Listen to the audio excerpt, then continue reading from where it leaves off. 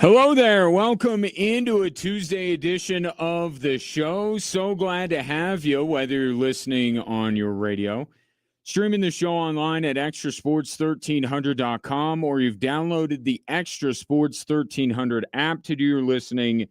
And that app is sponsored by Diversus Health, Mental Health, and Well-Being for All, a veritable cornucopia of sports topics coming your way over the course of the next 3 hours, and I would love to get your thoughts at 719-247-1313.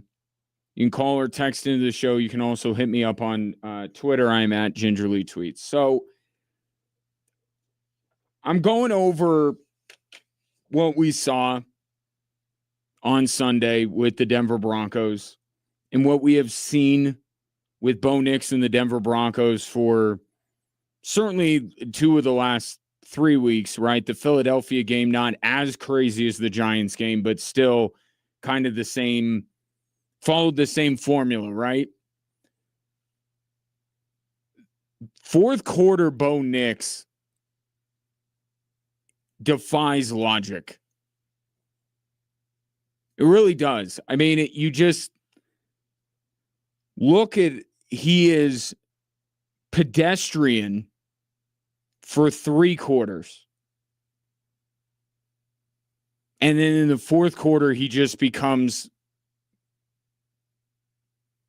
a different being. And I was thinking about this, Bo Nix's relationship with the rest of the team. Right? Like, if he's not this clear-cut franchise superstar quarterback, let's say that.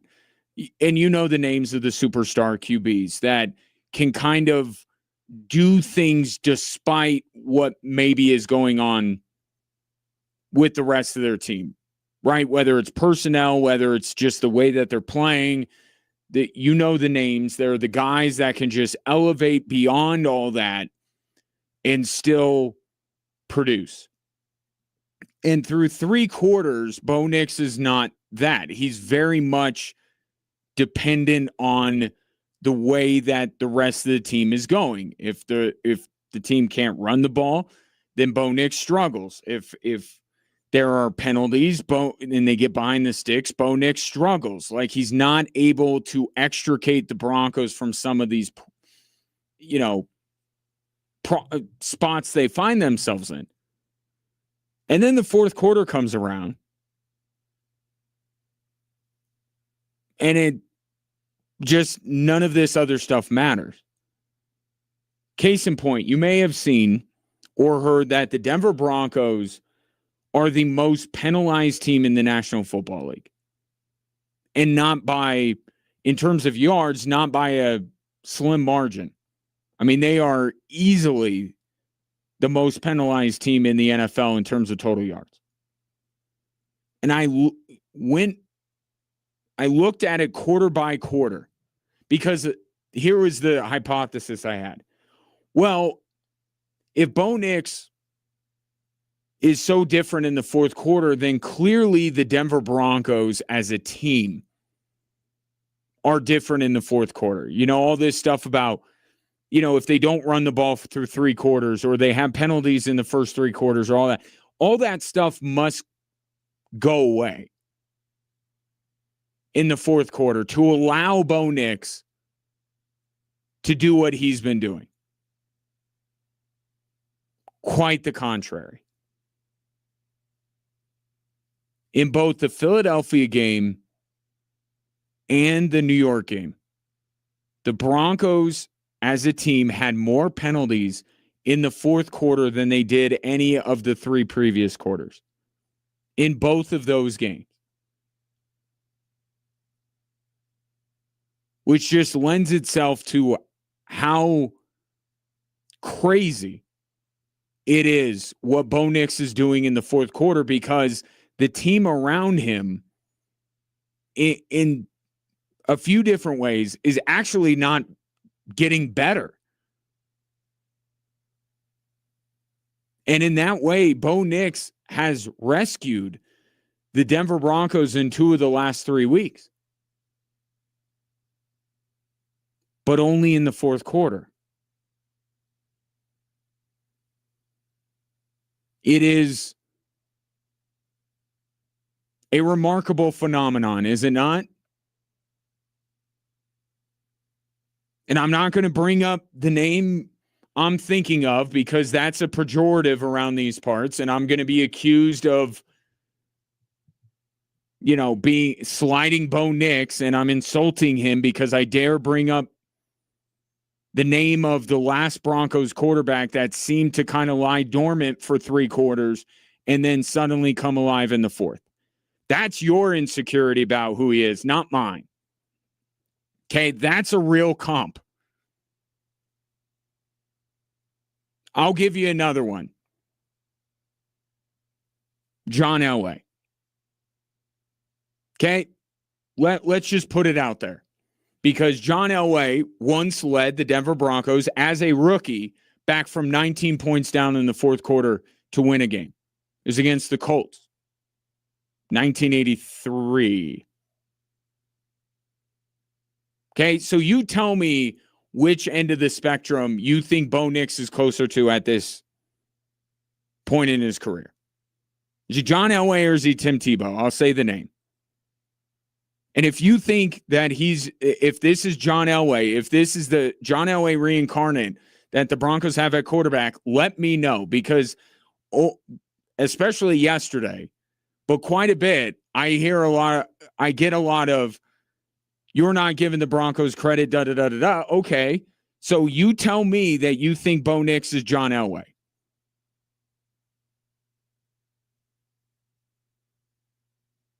And I want to know why. I legitimately want to know if you think he's the second coming of John Elway. Or if he's not one or the other, which is kind of where I'm at. Not saying he's Tim Tebow. He is much more talented than Tim Tebow ever was.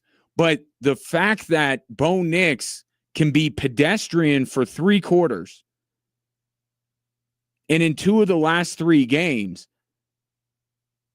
look like one of the best quarterbacks in the league, I've seen that before.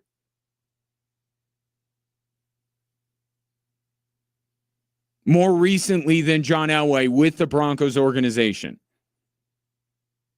It is a valid comparison. I'm sorry that it's construed as that they're fraudulent. I understand why you might think that. I'm just saying this feels these 2 of the last 3 games feels like that team. It does.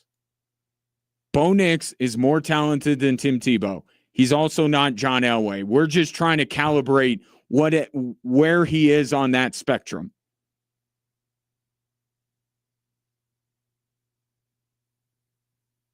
But what he has done in the fourth quarter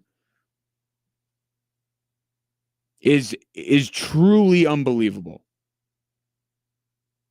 Even when you take into account what he is for the first 3 quarters of the game. It really can't be explained by anyone, especially Bo Nix. This was him after the game. I don't even know how he scored 33 points in a quarter. That's kind of insane, but it's just whatever we had to get done. We did it, and it was a full team effort, just play after play by guys. Now, you want to see it done earlier, but however, whatever it takes, by any means necessary. It's like he's having an out-of-body experience. Like when Will Ferrell in Old School is debating James Carville, and they ask him a question, and everyone's like, oh my God, there's no way he's going to get this. And then he just goes into the most eloquent, well-thought-out rebuttal to what James Carville said, and then at the end he kind of like half collapses and he says he blacks out. That's Bo Nix in the fourth quarter. He has no idea how he's doing this.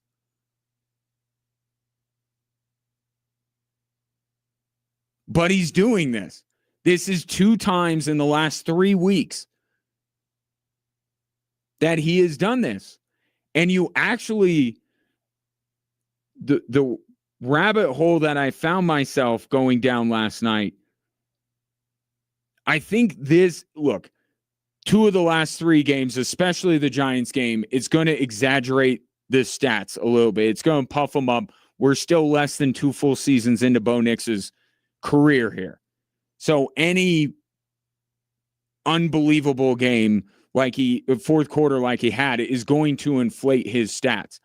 But I went back and I started going through all of these games and comparing Bo Nix in the first 3 quarters to what he is in the fourth quarter. And I think I found a point where we got like a soft introduction to fourth quarter Bo Nix. It was the bye week last year. Because I'm looking at his numbers before the bye week, first 3 quarters versus the fourth quarter. Like there's a little bit of that. You also have to remember that the Broncos, were trailing in some games, and that's always going to be, a driver of why somebody's fourth quarter numbers look a little bit better. You have to pass more, all that kind of stuff. But you really look at it before the bye week last year, it doesn't really jump off the page at you, the splits. But then when he comes back from the bye week, we started to get introduced to this guy. And the reason why it wasn't maybe picked up right away is because Bo Nix last year had some bad with the good. Right? You think of, he had those 2 long touchdowns to Marvin Mims in the fourth quarter against the Cincinnati Bengals. What was sandwiched between? An interception. So it's like there was more of a balance, because while his touchdowns seemed to go up in the fourth quarter, so did his interceptions. So it was like you're trying to sift through the good and the bad. What we've had for 2 of the last 3 weeks is just good Bo Nix. Not throwing interceptions. He's just scoring touchdowns. And now you can kind of see it a little bit. He had, in the fourth quarters of the games last year, after the bye week, he had 9 touchdowns to 2 interceptions. And now you're seeing the numbers that he has in the fourth quarter this year. Again, a little bit inflated because of the Giants game. But the groundwork, the foundation of the Bo Nix that we're seeing in the fourth quarter, 2 of the last 3 weeks, he was kind of, it was kind of being laid at the end of last year. They're just, Bo Nix in the fourth quarter, there's just a lot going on in general. He's factoring into a lot of what the Denver Broncos do. Last year, it was enough bad to go with the good. Last 2 or 3 weeks, it's just been all good stuff from Bo Nix. So he may not know why this is happening to him, but it's not actually something that's just 2 of the last 3 weeks. It's just been amplified, exaggerated in 2 of the last 3 weeks because of how down the Broncos were in those games. Because that's the other thing, like, especially Sunday, the defense did not perform at the level it normally competes at, right? If the defense was locked in and playing at their best against the Giants, that game's not 19-0 going into the fourth quarter. It's like 10, 13-0. If that. And they needed more of that fourth quarter Bo Nix. So the question becomes, as we're all trying to decide what Bo Nix is, and we're bickering about it, we're arguing about it, we're fighting about it on social media, on radio talk shows, you have two very different quarterbacks right now. You have quarter 1 through 3 Bo Nix, who is a game manager, who is pedestrian in his play. And then you have fourth quarter Bo Nix, who is like he turns into Josh Allen in the fourth quarter. Okay, those two exist. And you can't disregard one or the other. They're part and parcel. So what you say is, what can you live with? What would you rather have? And it's easy to say, well, I want the guy who's performing at a MVP level in the fourth quarter. Yeah, but you're saying that because they've won the last two games. Or two of the three. I'm not counting the Jets game because that was a little bit different. Right? The Broncos didn't really have to awaken the beast in Bo Nix in the fourth quarter against the Jets.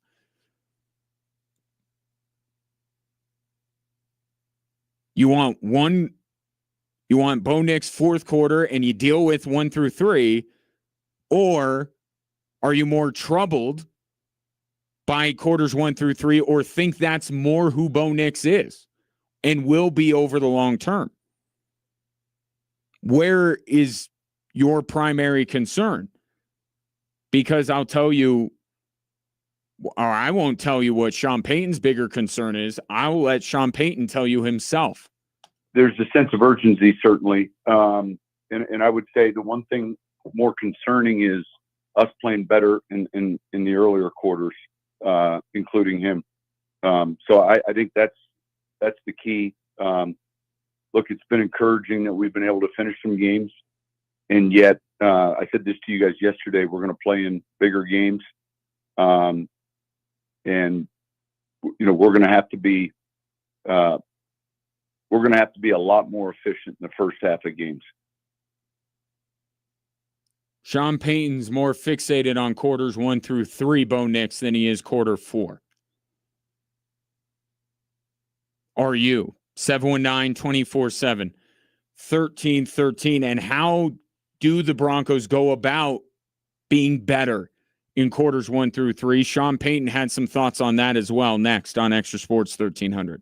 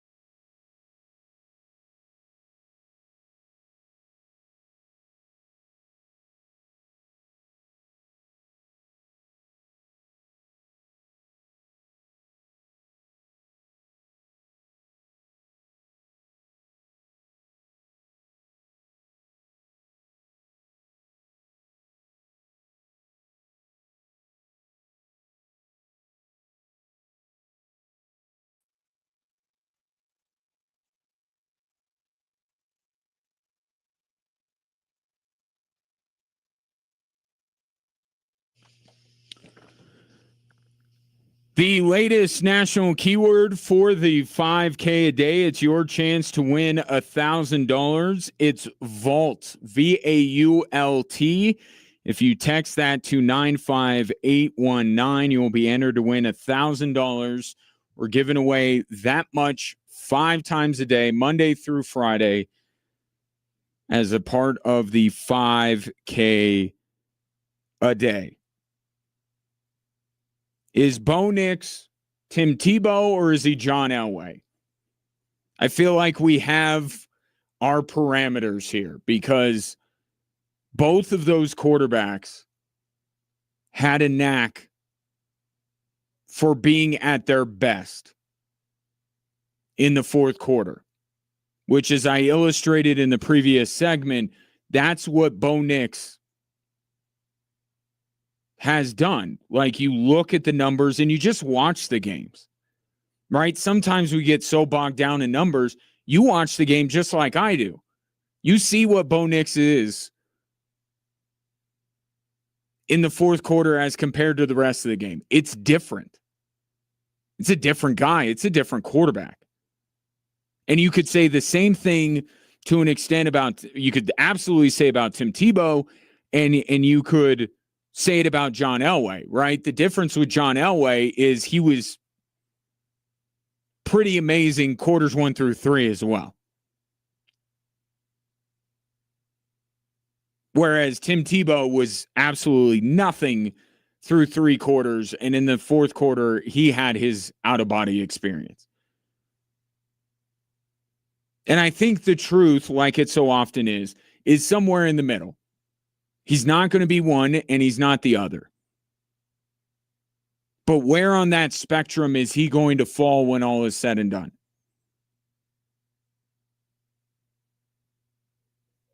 Because I said last week, I think this is Bo Nix.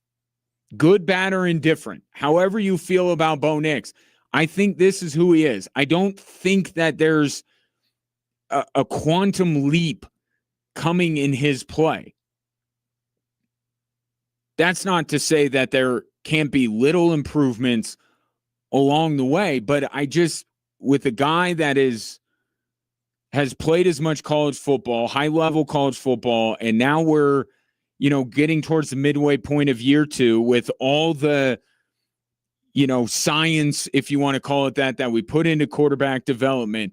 Like, we're getting to the point where Bo Nix is who he is, and I think we're already there.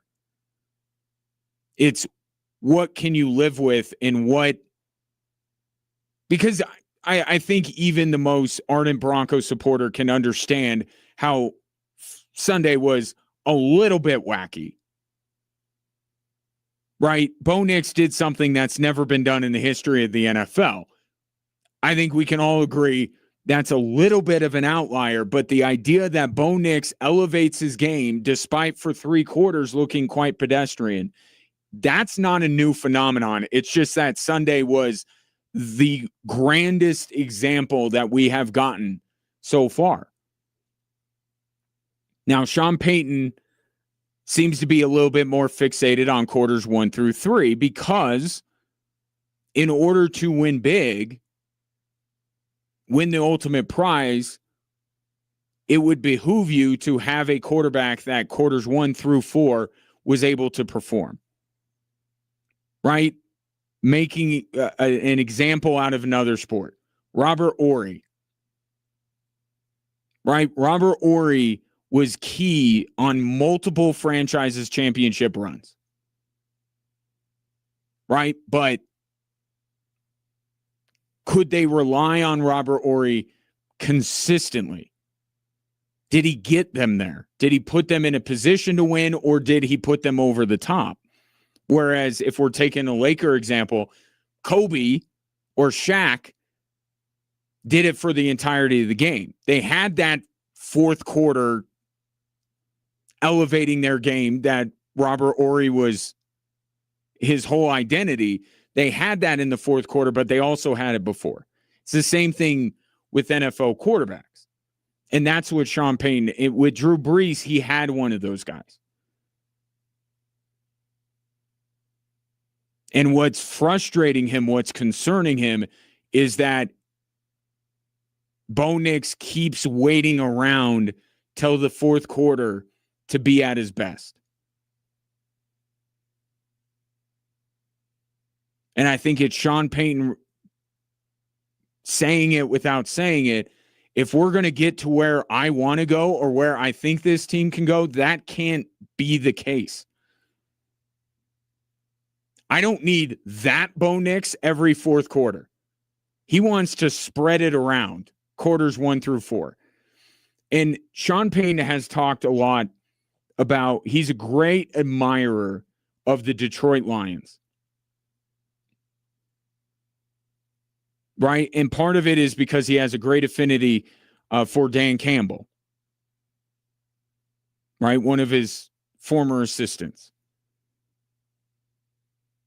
But I think the Broncos, he wants the Broncos to be the Lions. Right? He looks at everything they're about and says, that's what I want my program to be, which in a funny way, Dan Campbell is basing a lot of what he's doing in Detroit off of Sean Payton. But since Sean Payton's team is behind where the Lions are at this point, it looks like Sean Payton's trying to get the Broncos to be the Lions, where the Lions are trying to be Sean Payton's Saints. But look at who the Lions have at quarterback. They have Jared Goff. Jared Goff, not one of the 4 or 5 best quarterbacks in the league, not a superstar, not a physical freak, but he's good. He's a good quarterback, and he distributes the ball well to a plethora of weapons. And that's going to get into this conversation. Actually, we'll get into it right now. If this is who Bo Nix is, even when you take the fourth quarter with quarters 1 through 3, Bo Nix needs more help. If the Broncos are going to be the Lions, and this team perennially knocking on the door, and I think there's some calculation in Sean Payton's head where he's saying, as much as I love Dan Campbell, the Dan Campbell faltering like he has late in the season, I'm not going to do that. Right? I want what the Lions have. High-powered offense. You don't know where the ball is going. It could go. I mean, look at the game last night. Right? One game, it's, St. Brown, Amon-Ra St. Brown and Jahmyr Gibbs like it was last night. And a couple weeks from now, it could be David Montgomery who goes off. You don't know. Sam Laporta. That's what Sean Payton wants. But I think Sean Payton needs to go out and get that rather than just creating it. If you get what I'm going for here. If the Broncos want what the Lions have, what Sean Payton once had with New Orleans, I think you need to pay for it. I think you need to invest in it. Like, look, they went with Jahdae Barron. I thought, good pick. But every week that goes by, Barron's kind of a bit role player right now for this Denver Broncos team, whereas it does seem like there's more of a need on the offensive side of the football. And Sean Payton had his chance to take some skilled offensive players, chose not to. Chose R.J. Harvey a little bit later. So I think that's inevitably where we're going. And we have these arguments, and I just not mean you and me necessarily, but just we sports fans have this argument over Jared Goff constantly. This argument over Brock Purdy constantly.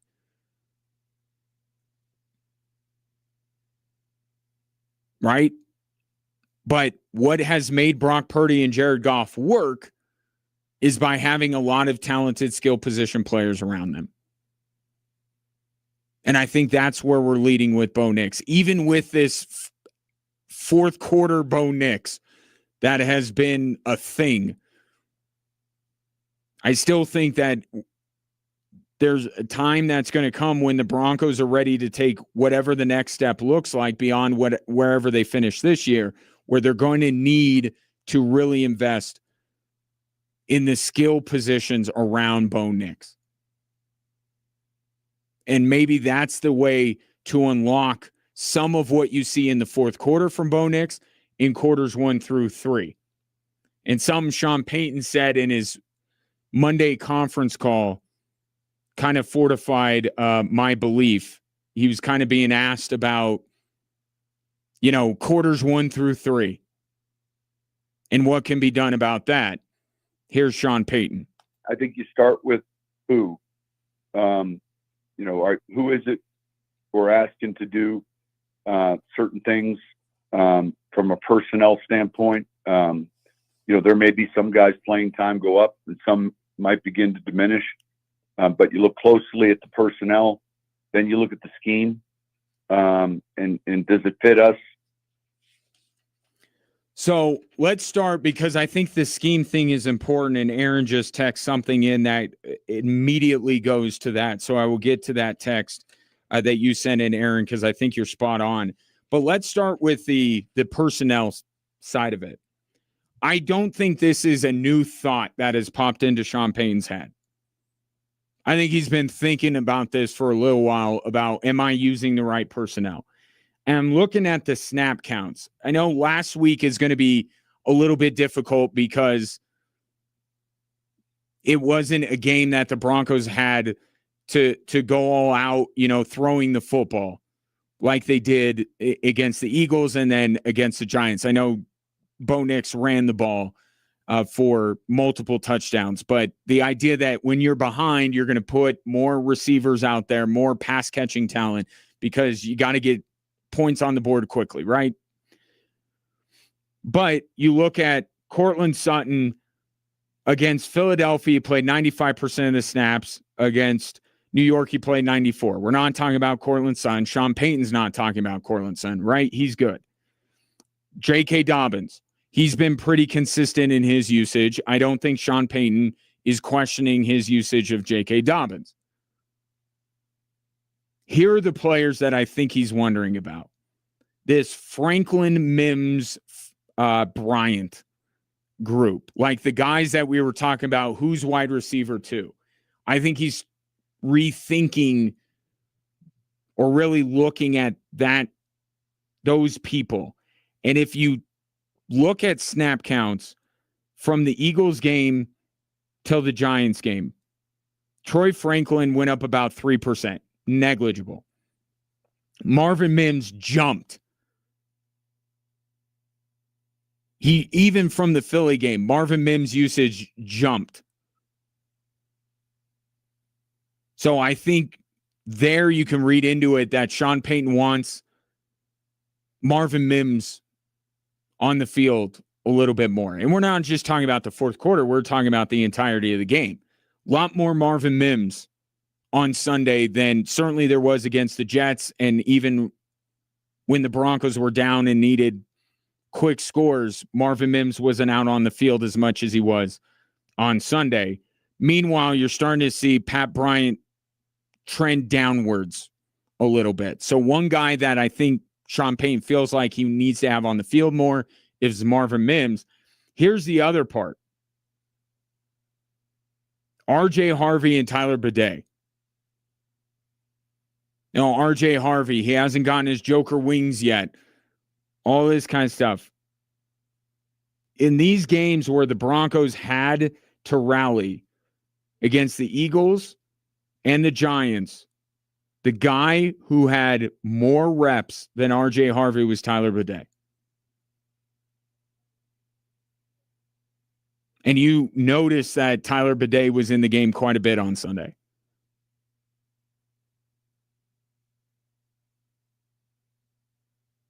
And it just goes, player development and all that is all well and good, but the Broncos are in the business of winning games. Could one infer that Sean Payton trusts Tyler Bidet a little bit more right now than RJ Harvey.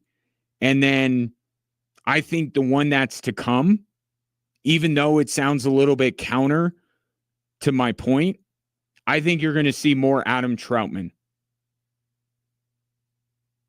Right? And it sounds counter because Evan Ingram's the pass-catching tight end, right? We're talking about needing more weapons. I think Adam Troutman's increase in playing time over the next week or two is going to be based on the run game, the screen game, to free up a player like Marvin Mims, who's getting more and more playing time that Sean Payton seems to want on the field more and more. But Marvin Mims is a dynamic playmaker. Cortland Sutton is who Cortland Sutton has been, elite red zone target and Bo Nix's go-to wide receiver. So either trying to get other guys on the field that can play make a little bit more, maybe a Tyler Bidet over an RJ Harvey, or someone that can help facilitate for those playmakers like an Adam Troutman blocking in the run game and blocking on the screen game. But I think eventually Sean Payton's going to have to get to the realization that he needs to invest in the skill positions, monetarily and draft capital wise. I think that's coming. Right now, can't do much about it. We'll see what is percolating around the trade deadline. But this is a future project. And I think Sean Payton felt like, because he did this in New Orleans a little bit, right? He found some guys late and were able to scheme everything up. I think the realization is starting to set in with Sean Payton that maybe he can't do that. Maybe you can do that when Drew Brees is your quarterback, but when Bo Nix is your quarterback, maybe there needs to be a little bit more capital investment in the supporting cast. I'll take your thoughts on that. Plenty of text rolling in. Bo Nix, who is he? See, the fourth quarter guy, quarters 1 through 3 guy, and also what's Sean Payton's role in all of this? Could it possibly be that Sean Payton is holding back Bo Nix in quarters 1 through 3? If you have that thought, I'd love to hear it. 719-247-1313.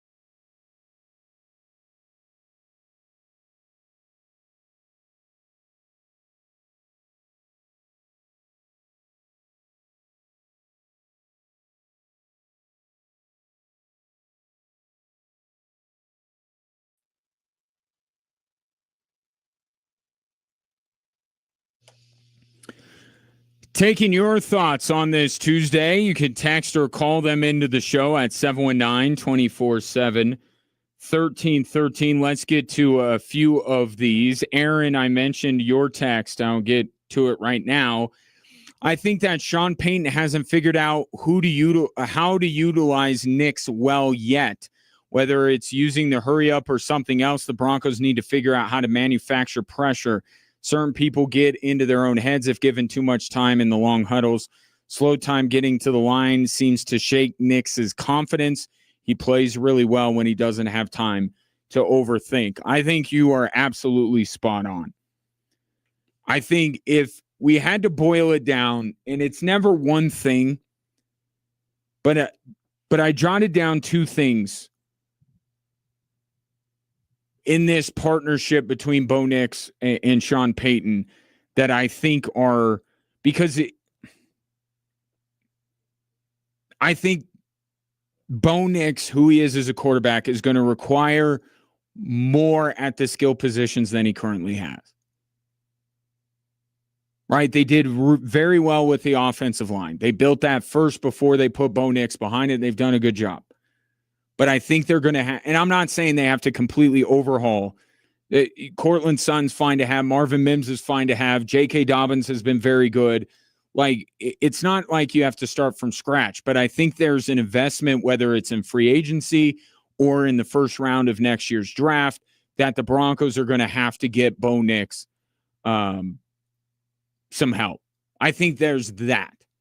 But in terms of just Peyton Nix, I think with Bo Nix, one of the reasons why, and I think it kind of goes to where he doesn't understand why he's doing the things he's doing in the fourth quarter, I think Aaron hit on the head. I don't think he's thinking. I think he's just playing.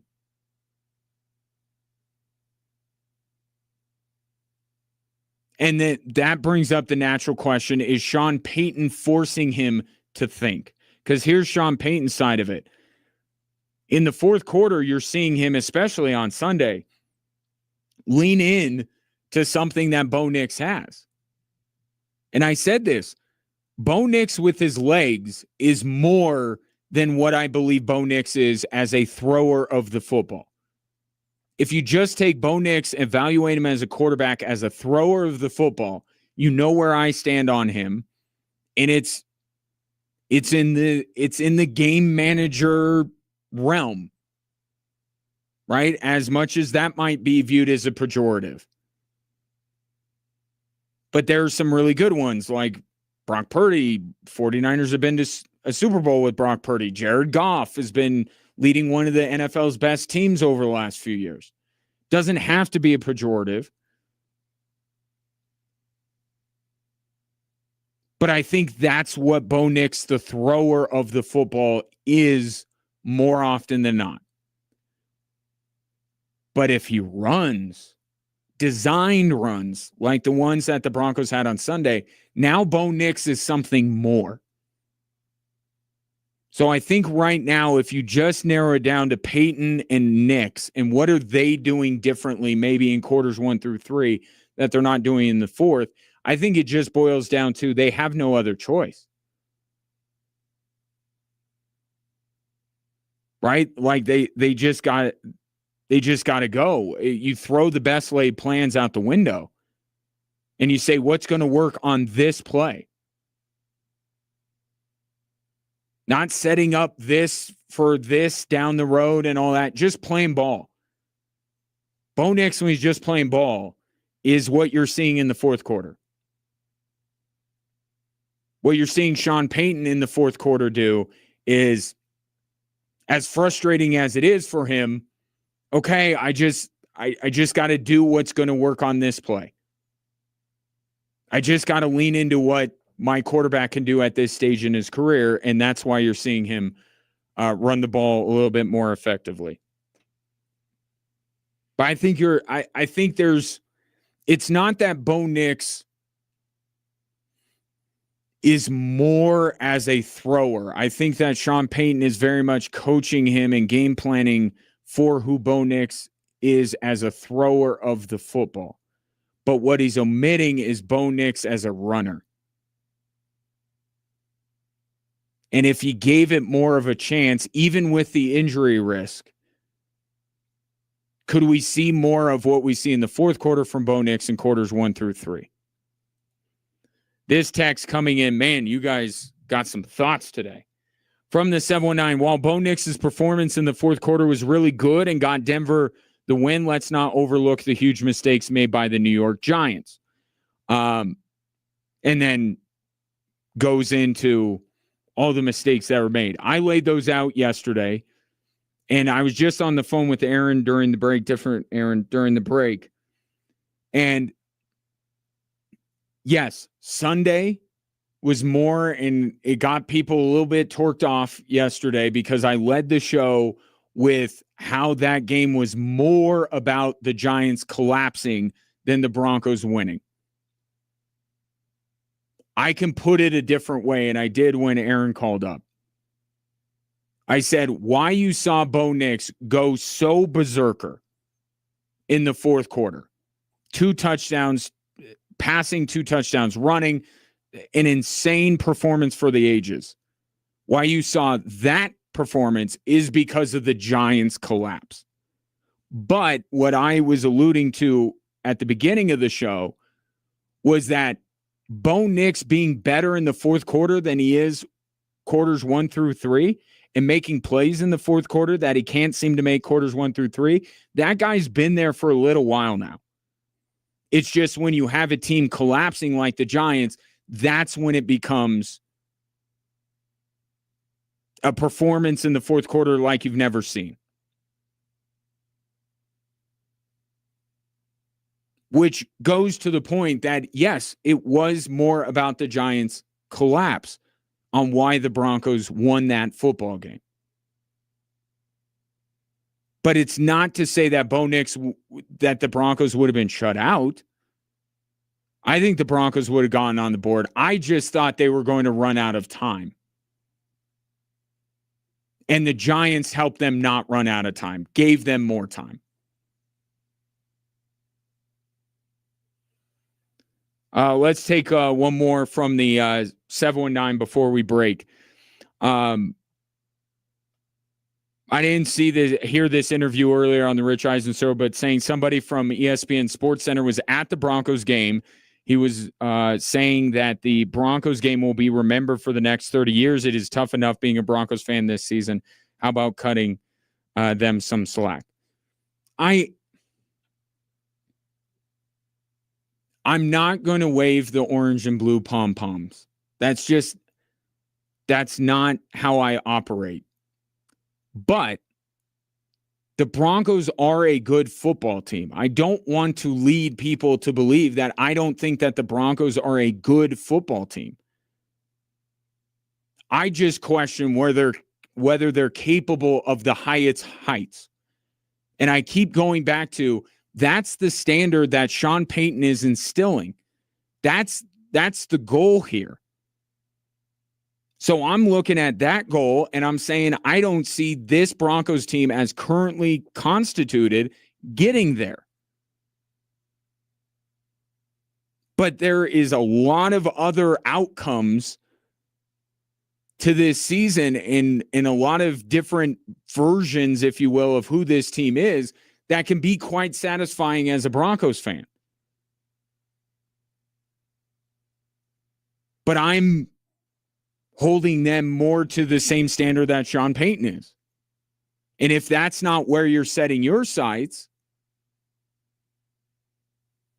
then it's going to come across as harsh. It's going to come across as I'm not cutting them any slack. They're a good football team.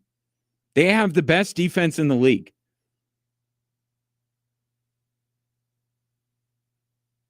I like Marvin Mims. I like Cortland Sutton. And J.K. Dobbins, if he's healthy, I like him. And I love the Broncos' offensive line when they're whole. There's a lot to like about this team. And even though I think Sean Payton can be a little much at times, I do think he's a very good coach. They're a good team. Are they great? because some people are saying they're great. 719-24-7, 1313. We'll stick with the Broncos, but to get a little bit more into the suspension for Dre Greenlaw. I mentioned on the show yesterday, Greenlaw suspended for 1 game going after the official. Well, let's go to the videotape and see why maybe Dre Greenlaw has a case for this suspension to be thrown out.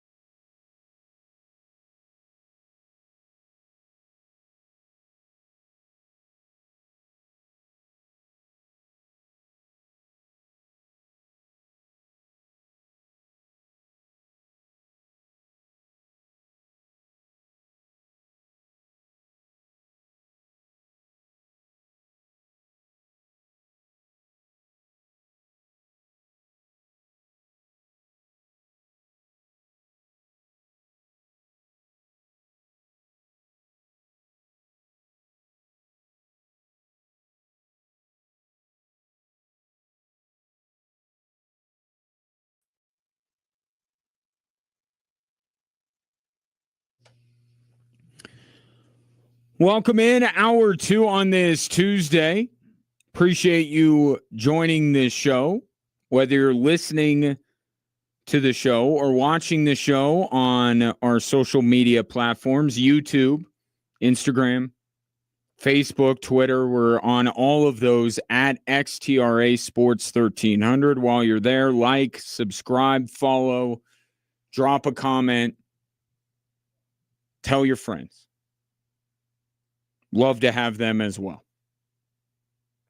719-247-1313 is the number if you want to get involved with the show. We'll get back to the balance that maybe Sean Payton needs to strike with Bo Nix to get the best out of him. But there are some other Broncos related topics that I want to get into, including this. Yesterday on the show, I mentioned, because the news broke, that Dre Greenlaw was suspended for a game for going after an official. Going after and verbally abusing, I think, were the words used by the NFL. Dre Greenlaw is appealing the suspension, and maybe he would have done that. I think that's just a normal thing that guys appeal suspensions. But if you watch the video, something happens that needs to be taken into account. So if you haven't seen the video, Will Lutz kicks the field goal. Broncos win. Broncos very happy. As you might expect, they rush the field. Justin Stranad, Broncos linebacker, running and jumping to join his teams in their celebratory scrum. While the referee, the head referee, is still in the scrum.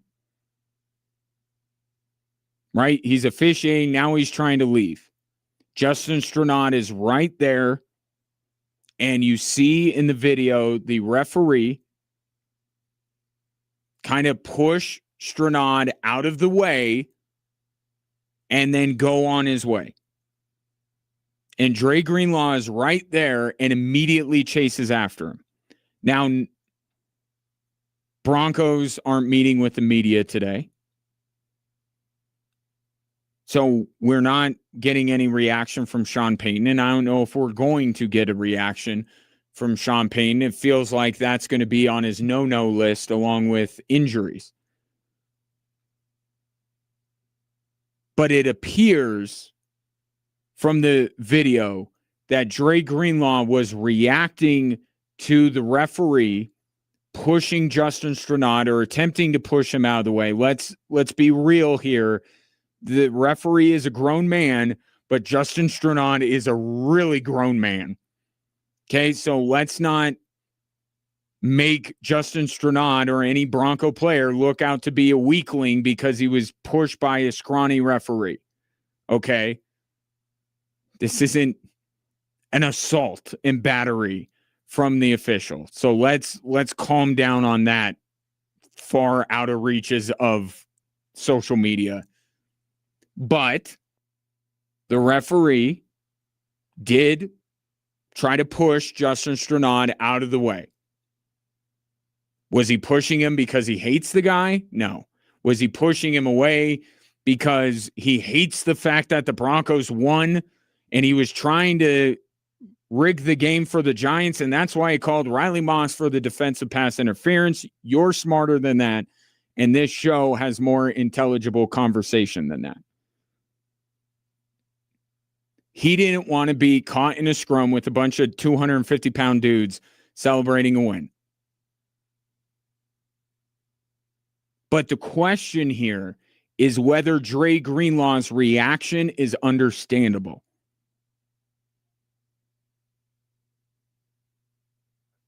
Now, we don't know what was said.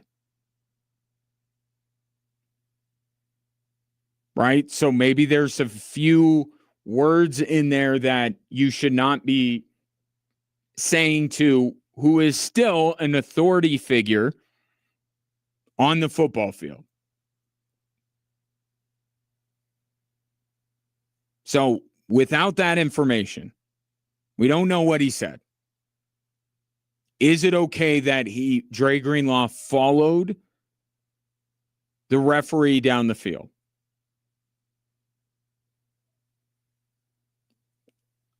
I would say just simply the act of following, given what the video evidence shows. I think that as long as Dre Greenlaw didn't threaten him or his family,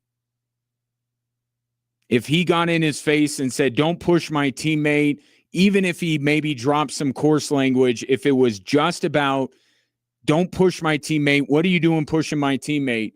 If that's what it was about, I would hope that the NFL just says, you know what?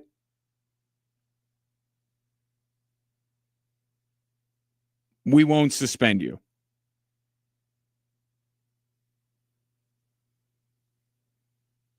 Because I feel like tempers are flaring a little bit because the Broncos did, almost lose that game. But they go from the agony of defeat to the thrill of victory. Emotions are running high. And if you are a teammate of somebody and you see them get shoved out of the way, pushed out of the way, guided out of the way, however you want to characterize it, I don't think it's the worst behavior to confront that person. Right? And he didn't follow him all the way out of the stadium. He was held back. I kind of look at it and say, as long as Dre Greenlaw didn't say some pretty terrible stuff to the guy, which he may have, and if he did, then, I guess the way I would put it, I can forgive the action given what the video showed. Heat of the moment, turned after the guy because he saw his teammate getting pushed. I can forgive the action, but if there is some stuff being said there that is, they said threatening.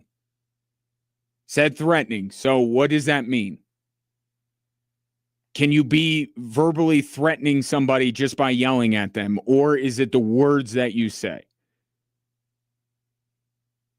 I guess, only the NFL knows. And Dre Greenlaw knows what he said. Maybe we'll find out. Maybe we won't. But the action I can forgive. The action I can say, you know what? Not one of Dre Greenlaw's better moments. Probably shouldn't have done that. But to suspend him for a game when there was some action by the official that in the heat of the moment, I could see it being taken wrong. So we'll see where the NFL comes down on this. But, of all the players, right, part of it is it makes sense that it's Dre Greenlaw. I think he said in the locker room after the game that he loves football because he can hit people and not be arrested for it. Like when you say something like that, you're a little off. So in some ways, it makes sense that it was Dre Greenlaw who did that. But just the fact that the Broncos waited so long to have this guy and he finally gets back on the field, makes a decent impact, and now he's being suspended immediately. Like, that's the last person. Yeah, you don't want Bo Nix suspended or something like that, but given how long the Broncos have waited for Dre Greenlaw to come back, I feel like that's the last person that they wanted to see be absent from the next game. And the matchup that they have this week, as good as the Broncos defense is, they need all hands on deck. Okay, say what you will about the Cowboys defense. And last night on KKTV, I said things about the Dallas Cowboys defense. Just to sum it up for you, I don't think they're very good. But that offense is really good. And I don't know if you've noticed, but Javonte Williams has kind of found a second life with the Dallas Cowboys.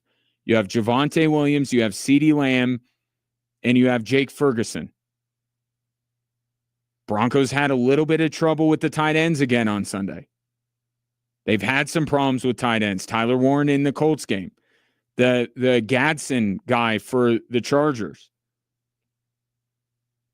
Dre Greenlaw helps with some of that. So if maybe there's a middle ground here where the suspension isn't turned over, but if they're going to hear it within the next, I was just going to say, if they're going to hear it within the next 24 to 48 hours, he's either going to be suspended for Sunday or he's not. It's not like he's going to be able to. I mean, he's not Rashee Rice. They're not going to push back his appeal of his suspension, or the deciding of his suspension for weeks. Broncos aren't the favorite son of the NFL like the Kansas City Chiefs are. So they're going to hear it immediately. So he's either going to be suspended for this game or he's not. Not great timing considering Dre Greenlaw just came back from injury, and not great timing because I think this Broncos defense is going to have their hands full against the Cowboys offense. In some of the problems that Dallas's offense presents, Dre Greenlaw is supposed to help. It's why they acquired Dre Greenlaw. So we'll see in the next day or two how the NFL comes down. But the action of immediately confronting the official, I can forgive if the conversation that took place was all about don't push my teammate.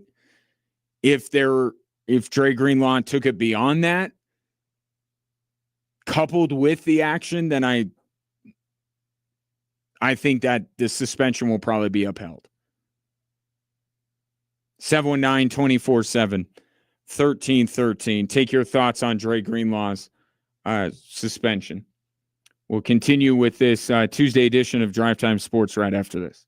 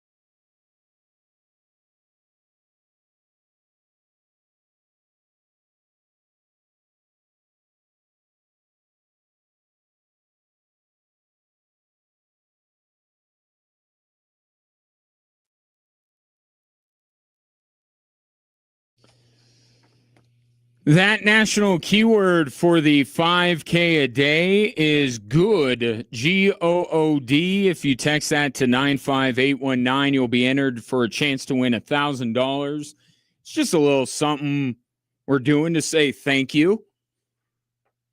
5 times a day, Monday through Friday, we're giving away $1,000 with the 5K a day. Now, there were some comments that Sean Payton made after the Giants game that I think got lost initially. I didn't lose them because when I went and clipped clips, I clipped this one. So it didn't escape me. But I think in the midst of just that insane comeback, there was so much conversation about just the game itself, Bo Nix, all of this kind of stuff. The Giants trying to run their coordinator. There was just so much going on that the comment wasn't the big story.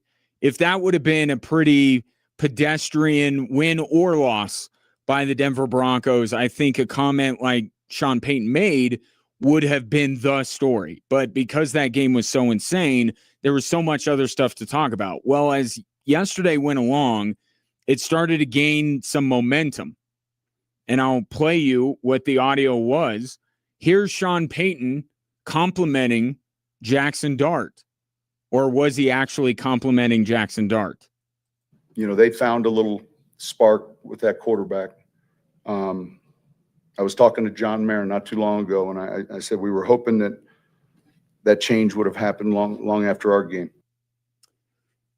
So, if you're just hearing that for the first time, or even if you're not, give me your initial reaction. You know who the backup quarterback of the New York Giants is. You know that who the Broncos were supposed to be playing on Sunday. Was that Sean Payton complimenting Jackson Dart, or was that Sean Payton taking a swipe at Russell Wilson? I'll tell you what Russell Wilson thought because he tweeted it. Like so many other people, we tweet our thoughts. This coming from Russ today. Classless, but not surprised. Didn't realize you're still bounty hunting 15 plus years later through the media. Sunglasses emoji, laughing emoji, hashtag let's ride, hysterically laughing emoji.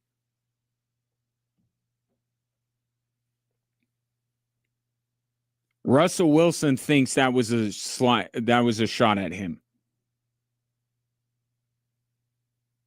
And you know what? He's right. Because after the part you didn't hear from Sean Payton was there was a long pause after it. And then he said, so yeah.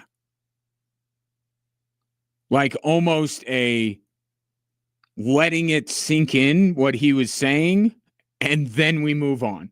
Pause for dramatic effect, make sure everybody in the room understands what I'm saying, and we move on.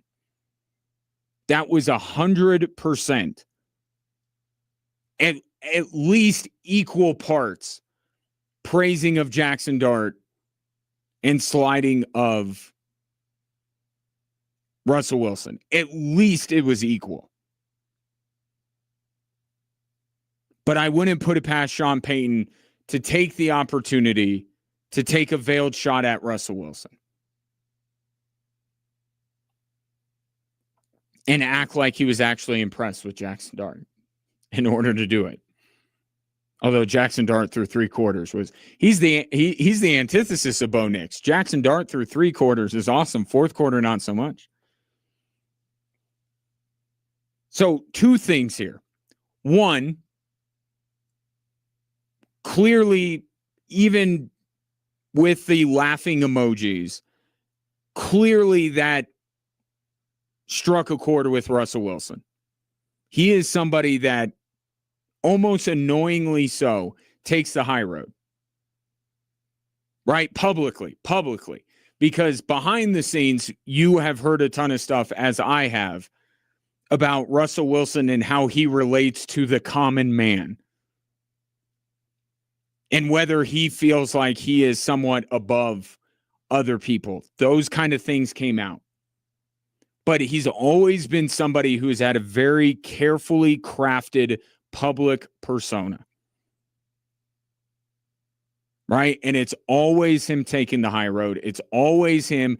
When he would step up to the podium in Denver, he would mention all 10 other guys that are on the field with him. Right? It was all, and part of what bothered people is that it felt so orchestrated, so scripted, so fake, that Russell Wilson felt like he had to shout out every single player that he plays with. In addition to the let's ride and all that kind of stuff that really rubbed people the wrong way. But Russell Wilson carefully crafts his public persona. And that public persona is we before me, always taking the high road.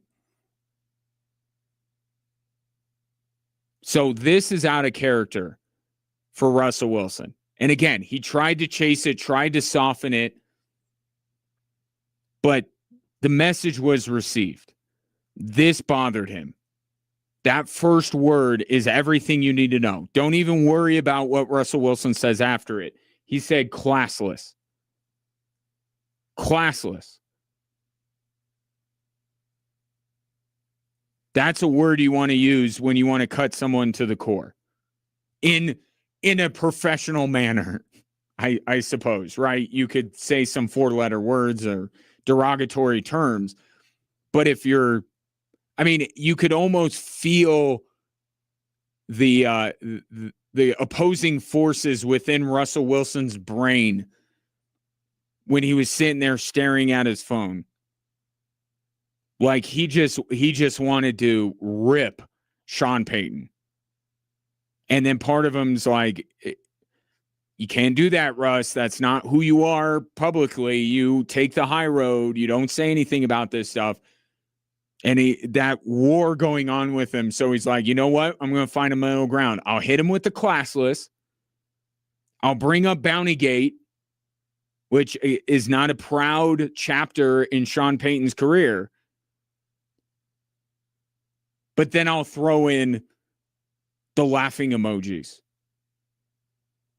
Right? Oh, I'm just giving him a hard time. Nope. No, you're not. No, you're not, Russell Wilson. We know exactly what you're doing. It's like when this is straight out of the Sean Payton playbook. You hear it every week. Every week. And I said this on the show a few days ago. Whenever Sean Payton says respectfully, I know that my ears perk up and I go on. What would you like to say respectfully, Sean Payton? Because what inevitably happens after that is that Sean Payton eviscerates the person who asked him the question. So this is kind of the reverse of that. This is Russell Wilson saying all the really mean things and the stuff that he actually means, and then he throws in these emojis at the end to try and soften the blow.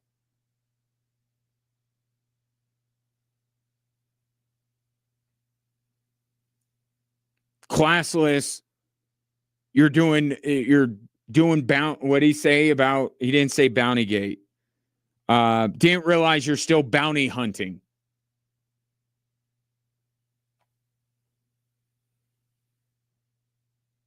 Just kidding. It's like, no, you're not, Russ. You're being 100% serious. Which,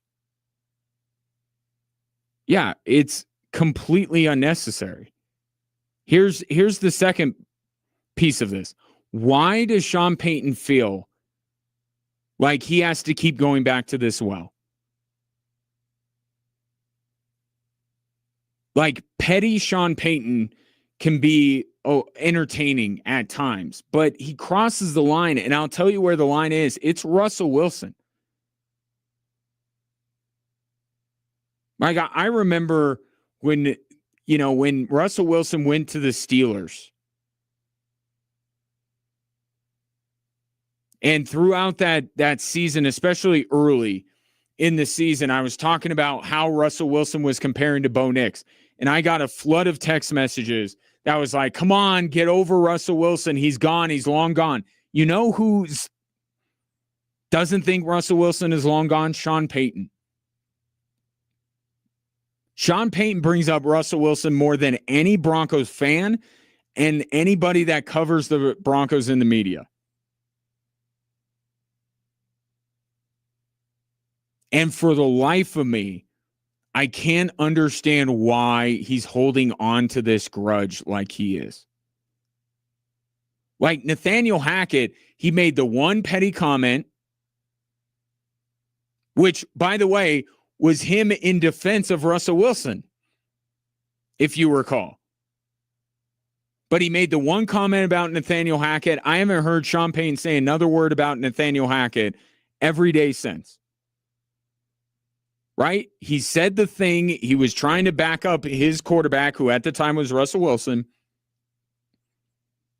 He was being petty. He was taking a shot. He probably shouldn't have done it, but he did it that one time, and then it was over.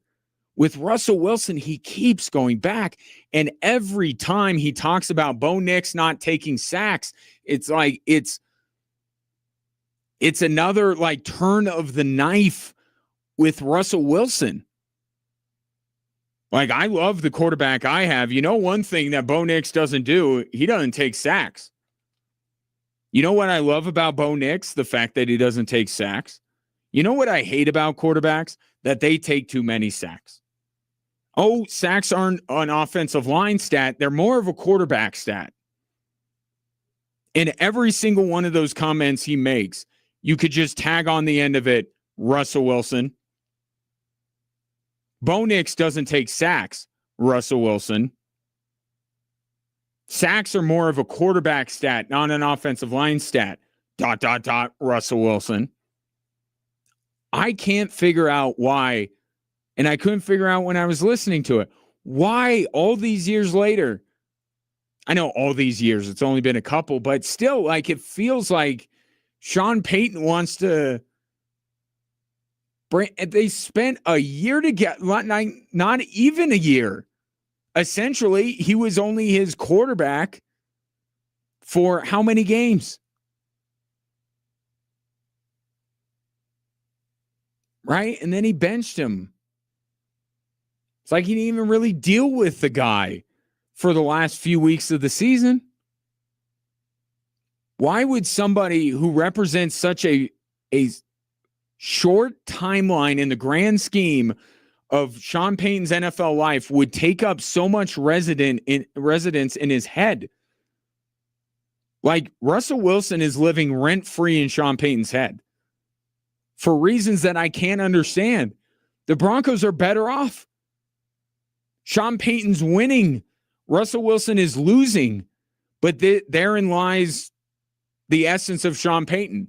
It's not enough just to win. It's not enough that Russell Wilson is now, a vagabond going from NFL city to NFL city and getting benched earlier and earlier.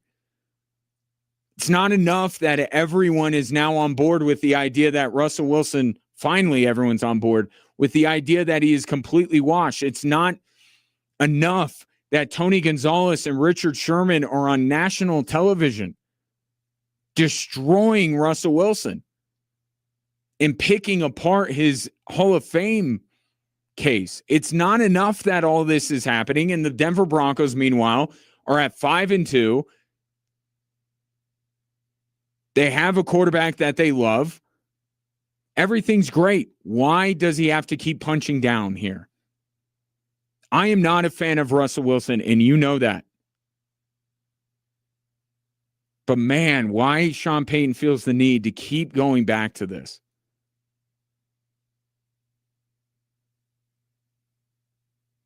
It's like he can't can't function without being petty about something. When he's not tearing down a reporter, it's going after Russell Wilson. It's not a great quality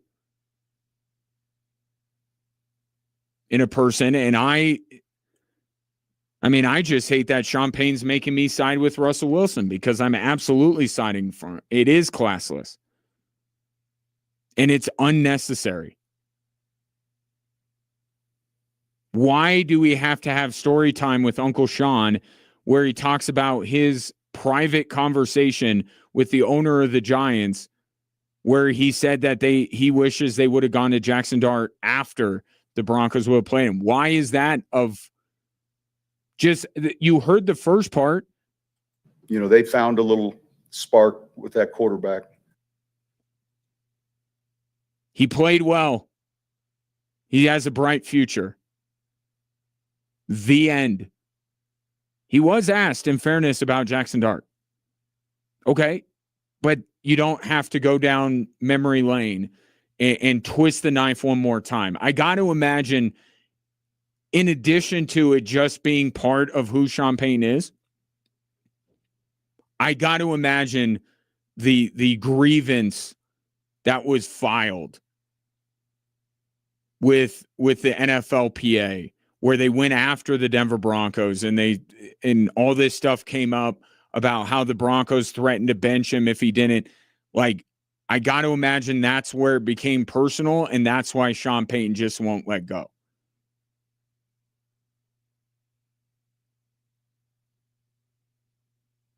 Which I didn't think that was very good for him either. You can't go to somebody and threaten to bench them if they don't defer their injury guarantee. You can't do that. Russell Wilson was in the right. And that's why I said Sean Payton made the right decision for the Denver Broncos. And he's winning. He's winning after this. But that doesn't mean the way he went about getting rid of Russell Wilson wasn't a little slimy.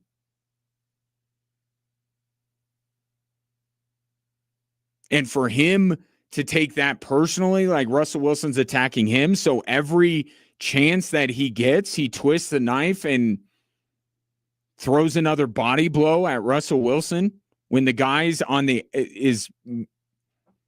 way out of the NFL and probably has played himself out of the Hall of Fame. Like, this guy is not down enough.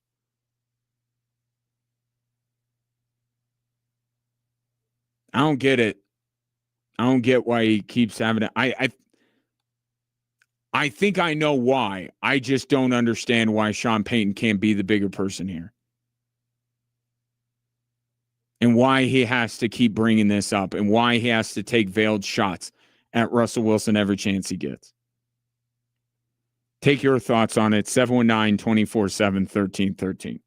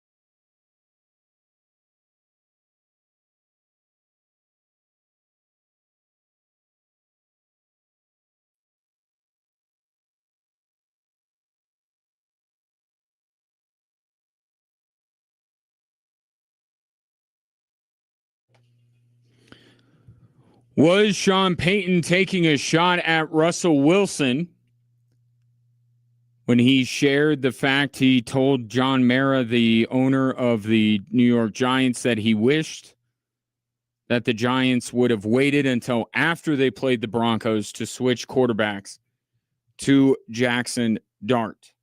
This coming in from Sean Martinez, who's watching on the Instagram feed. Peyton knows Wilson is a much worse QB than Dart. He wanted the easier quarterback to face. So does that mean that he's not taking a shot at Russell Wilson? I mean, that's still him taking a shot at Russell Wilson, isn't it?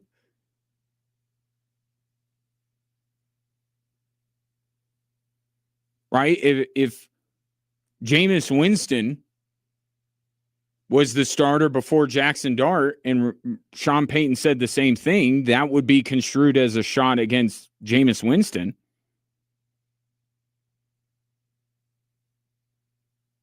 But then you throw in the history between the two. I don't think it's a coincidence. Brett texting in said, I saw the press conference. I don't think Peyton was trying to discount Russell Wilson. I think he was recognizing the talent in Jackson Dart that he did not want to defend. I think you're giving Peyton way too much credit for living in the past.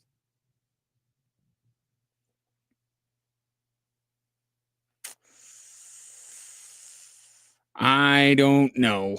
I think I am giving him the credit he deserves. And if he is asked about this tomorrow, if there is one brave soul amongst the Denver media that would dare ask Sean Payton about this, maybe he will try to explain it away.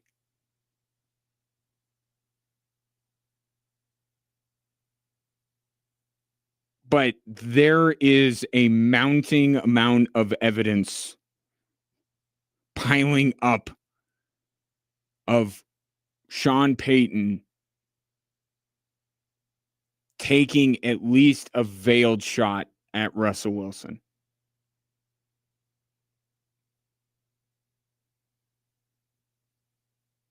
And I think the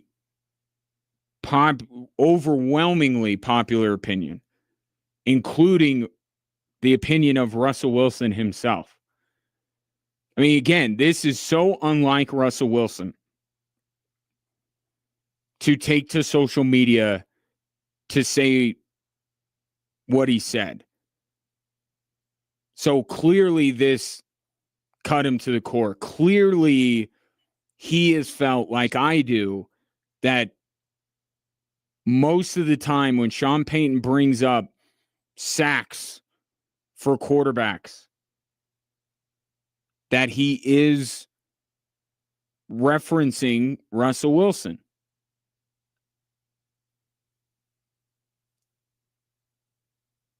And even if I go down this road and say, okay, maybe he was trying to lift up Jackson Dart, wouldn't you have any thought to how something was going to be perceived? And as I say that, I'm dealing with Sean Payton now.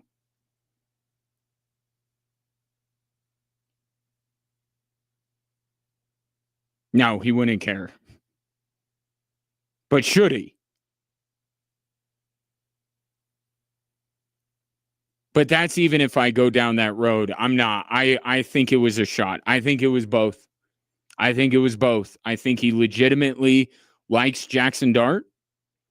And I think he legitimately hates Russell Wilson with every fiber of his being. And I think that he takes almost every opportunity given to him to pile on. I do. Petty Sean Payton is not some new phenomenon.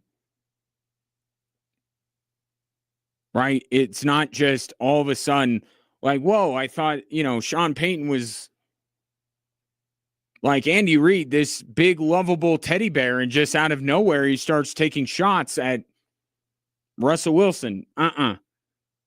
who Sean Payton has been, he's been this way for a long time. So if he's not taking a shot at Russell Wilson, then I think that everybody on this side of the aisle needs to be cut a little bit of slack, because we have a lot of evidence to say that Sean Payton would absolutely take that opportunity to take a shot at his former quarterback. That clearly, you remember that sideline interaction? He hates Russell Wilson. Hates him. Like, maybe not as a human being, but as a quarterback, he hates him. And I don't think that I or anybody else that took it the same way as I did is going too far, because it would absolutely be in character for Sean Payton to do something like this. And Russell Wilson clearly thinks that as well.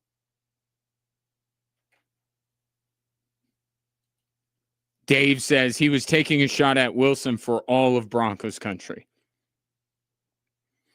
You ever hear of the saying, the best revenge is living well? Sean Payton has never heard of this saying. It's not enough. It's not enough that the Broncos have moved on from Russell Wilson. The dead cap money has not seemed to affect them in a great way. They've been able to carry on with their business. They found Bo Nix. Everybody in Broncos country is losing their minds over Bo Nix right now. That's all not enough.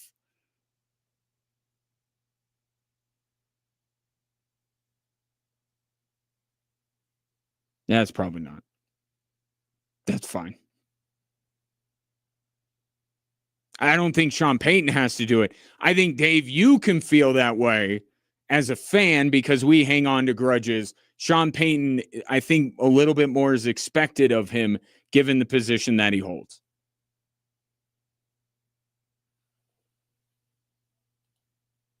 This from the 719. Honestly, Sean Payton is classless. That guy is probably one of the biggest jerks in the NFL.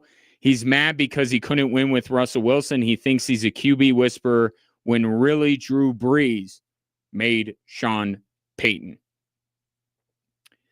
I do think that there's an aspect of this where Sean Payton is very angry about the inability to get it to work with Russell Wilson. Now, I would characterize the Brees-Payton relationship as symbiotic and not one making the other.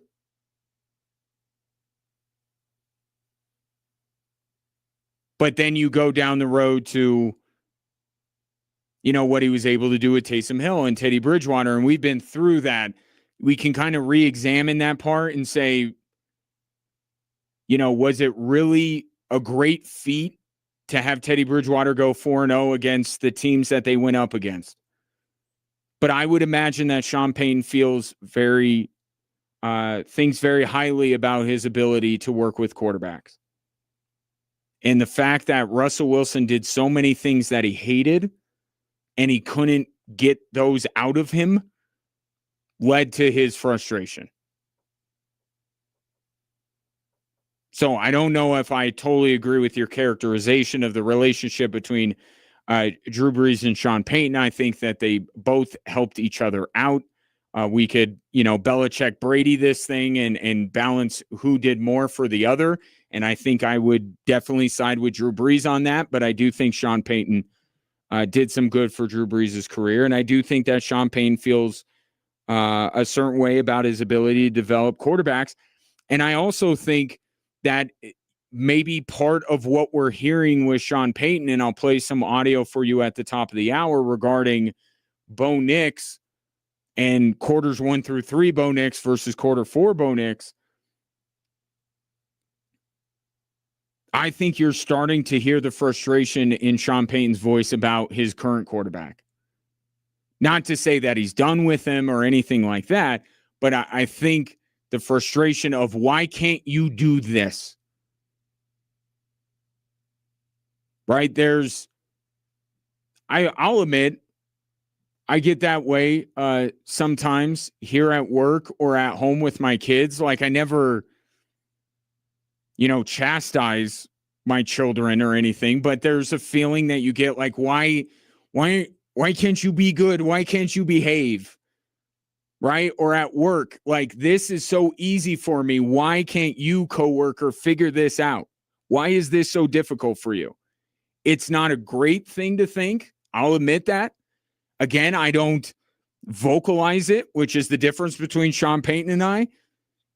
But there is an emotion that you can understand when you're operating at a certain level and you're expecting others to operate at that level. And when they can't, there's an inherent frustration. I think he's starting to have it a little bit with Bo Nix. I think he definitely had it with Russell Wilson. And the difference is he's just not letting the Russell Wilson thing go. It doesn't seem like it. Stay tuned. Wednesday, he's supposed to meet with the media in advance of their game. 719-247-1313. This from the 719. Drop it, Ryan. Why do I drop it? Tell Sean Payton to drop it.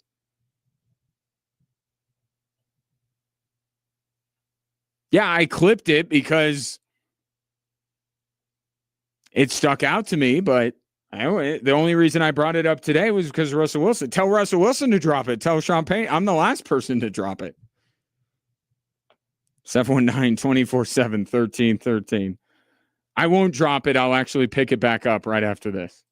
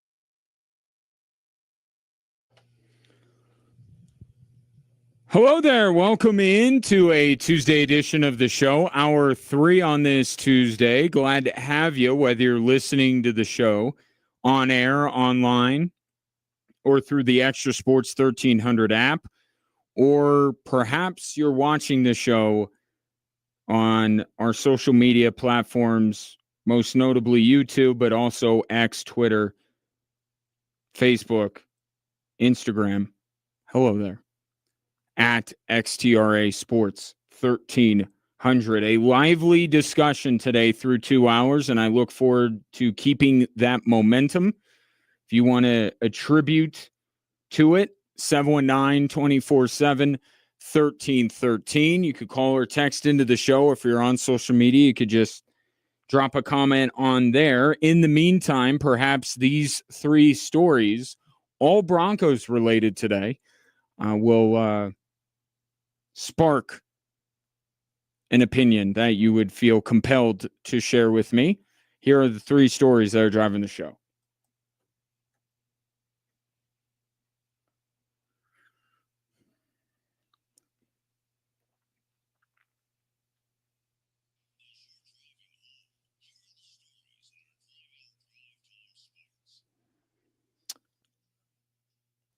All right, let's start with Sean Payton. There's going to be quite a bit of Sean Payton here. Let's start with his thoughts on the emergence of the beast that is known by me as fourth quarter Bo Nix.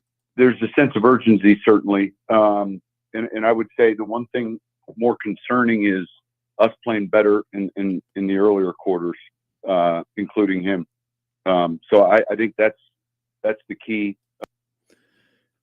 Sean Payton loves what he sees from Bo Nix in the fourth quarter on Sunday and against the Eagles, but he wants more. He wants more spread out across the game. And I only really know of one way right now this season that maybe it can happen, because you could, in the offseason, make an investment in the skill positions to elevate the play of Bo Nix more consistently. Right? Some of the time when Bo Nix is inconsistent in the first 3 quarters, you see some drops. It's not all on him. So, but that's for the future. For right now, I think there's only one thing that Sean Payton can do that could actually help. I think he has to look at what's happening in the fourth quarter and apply it to the previous 3. And what is happening in the fourth quarter with Bo Nix. And it's not something that just happened on Sunday. It's not even just something that came about in the Eagles game. It's something that really has happened since Bo Nix and the Broncos returned from their bye week last year. We're just getting more exaggerated examples of it over the course of 2 of the last 3 weeks. But Bo Nix has had a propensity to elevate his game in the fourth quarter. That's been happening for a little while, as has, unfortunately, for the Broncos, his pedestrian at times play in the first 3 quarters. But Sean Payton has to look at what is happening in the fourth quarter and say, how do I bring that to the first 3? And I think it boils down to letting Bo Nix play. I think there's an argument to be made that Sean Payton is making Bo Nix overthink, or is not helping Bo Nix not overthink, if that is even grammatically correct. You see all the personnel changes between plays. You look at some of the play calls and things like that, and how Bo Nix operates. It's clear that at times Bo Nix is so afraid to make a mistake or trying to make the exact right play that maybe it's a little paralysis by analysis. And in the fourth quarter, he just goes. Right? I think Bo Nix just plays ball in the fourth quarter, and especially against the Eagles and the Giants. You have no other choice. Right? The Broncos were down like they were. You can't. You just got to go out there and play.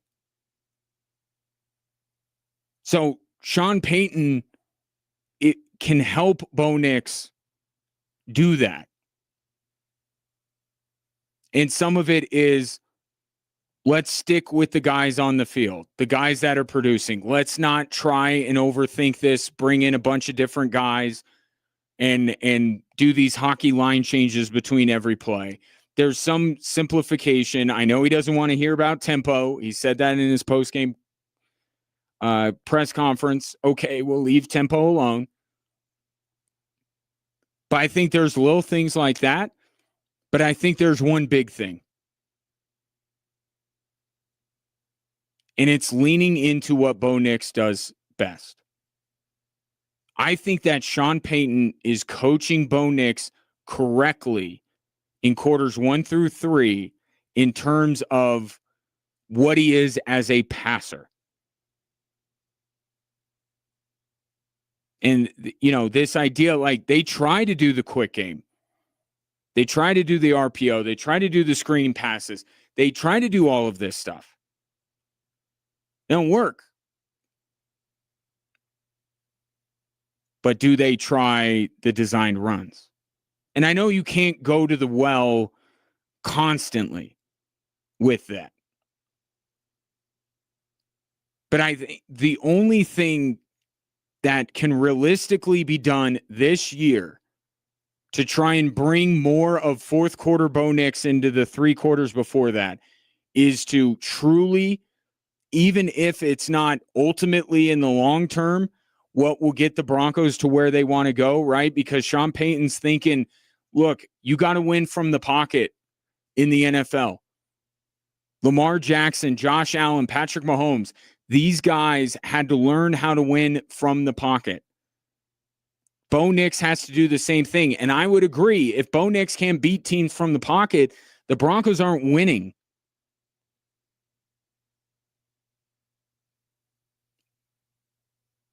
But is there a balance here where you say that's the long-term goal, but for right now, I just want to win ball games.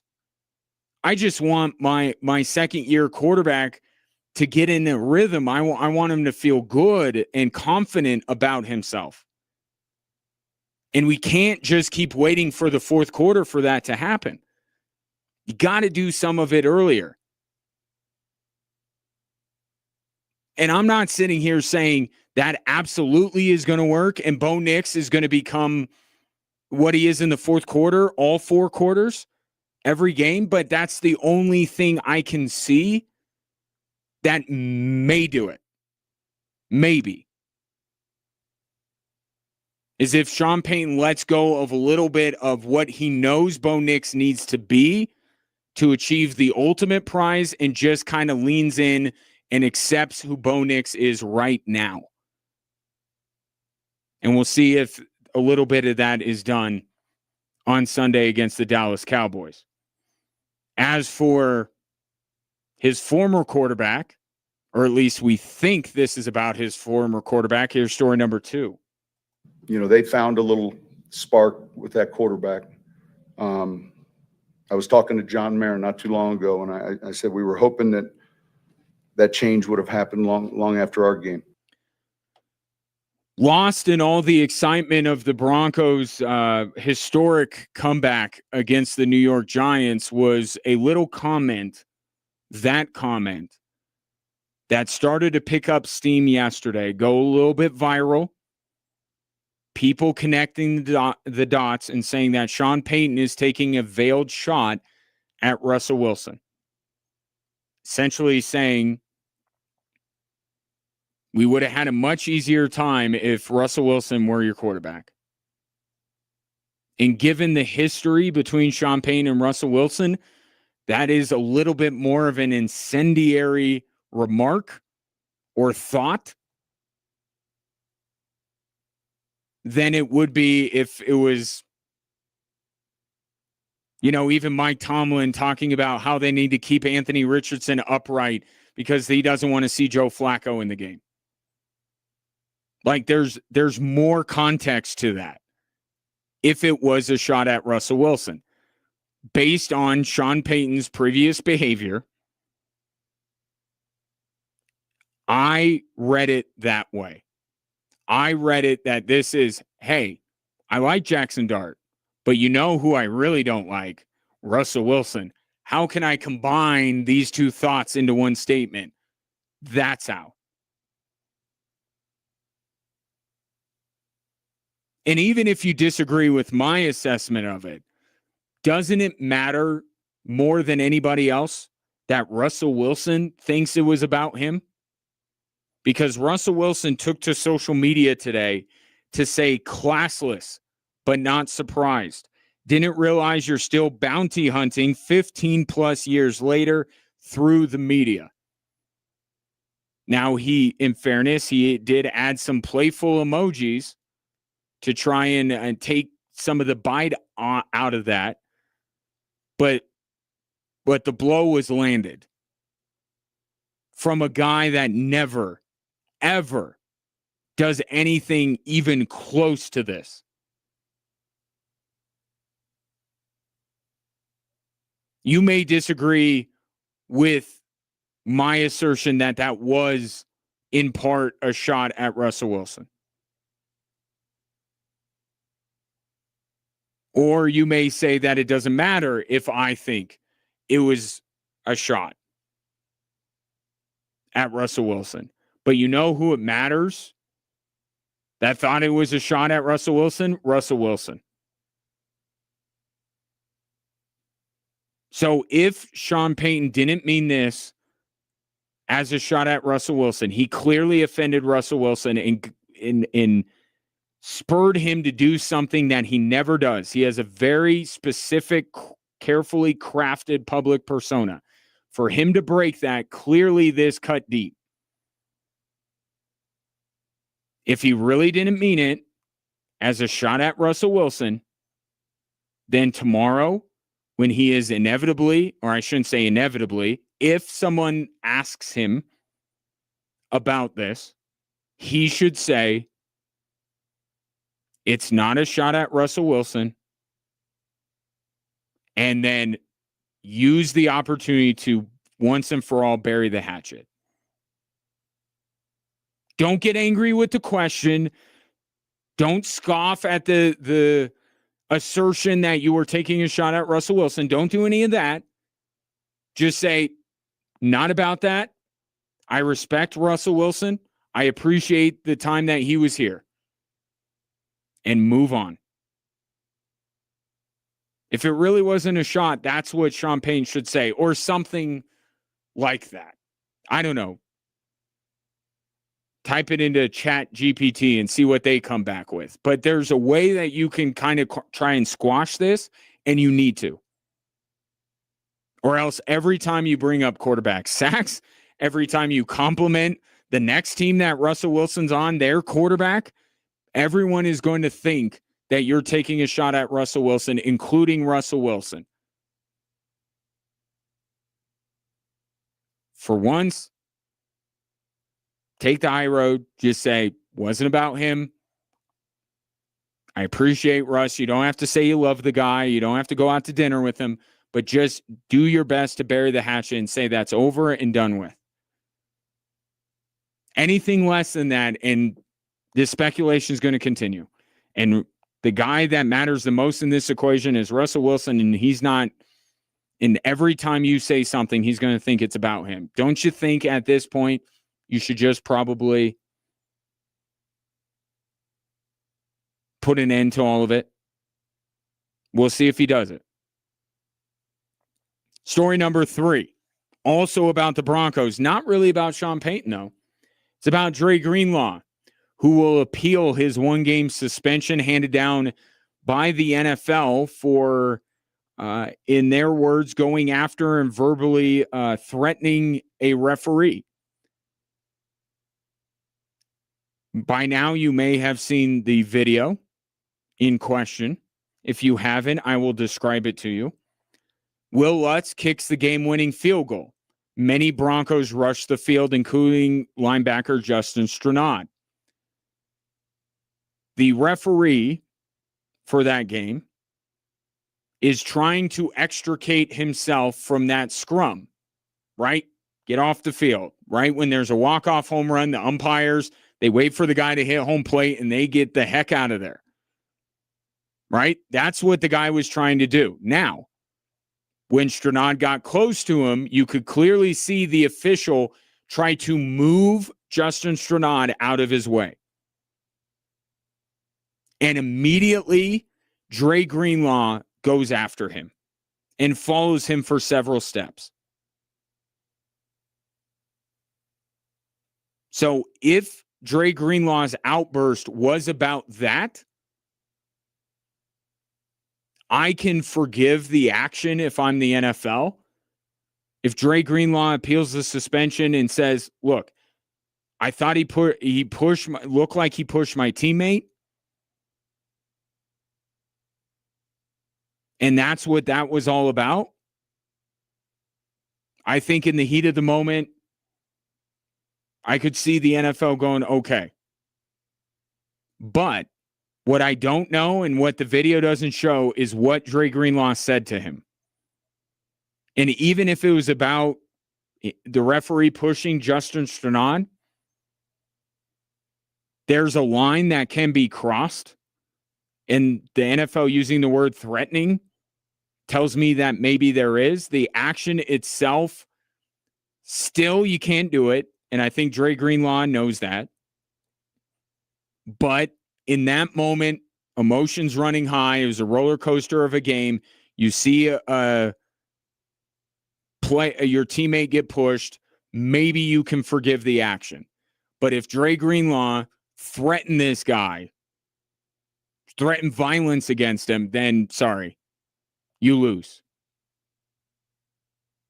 Suspension upheld. And I think that's where the NFL is going. It's just I can see what I think Dre Greenlaw is responding to. I just don't know what he said.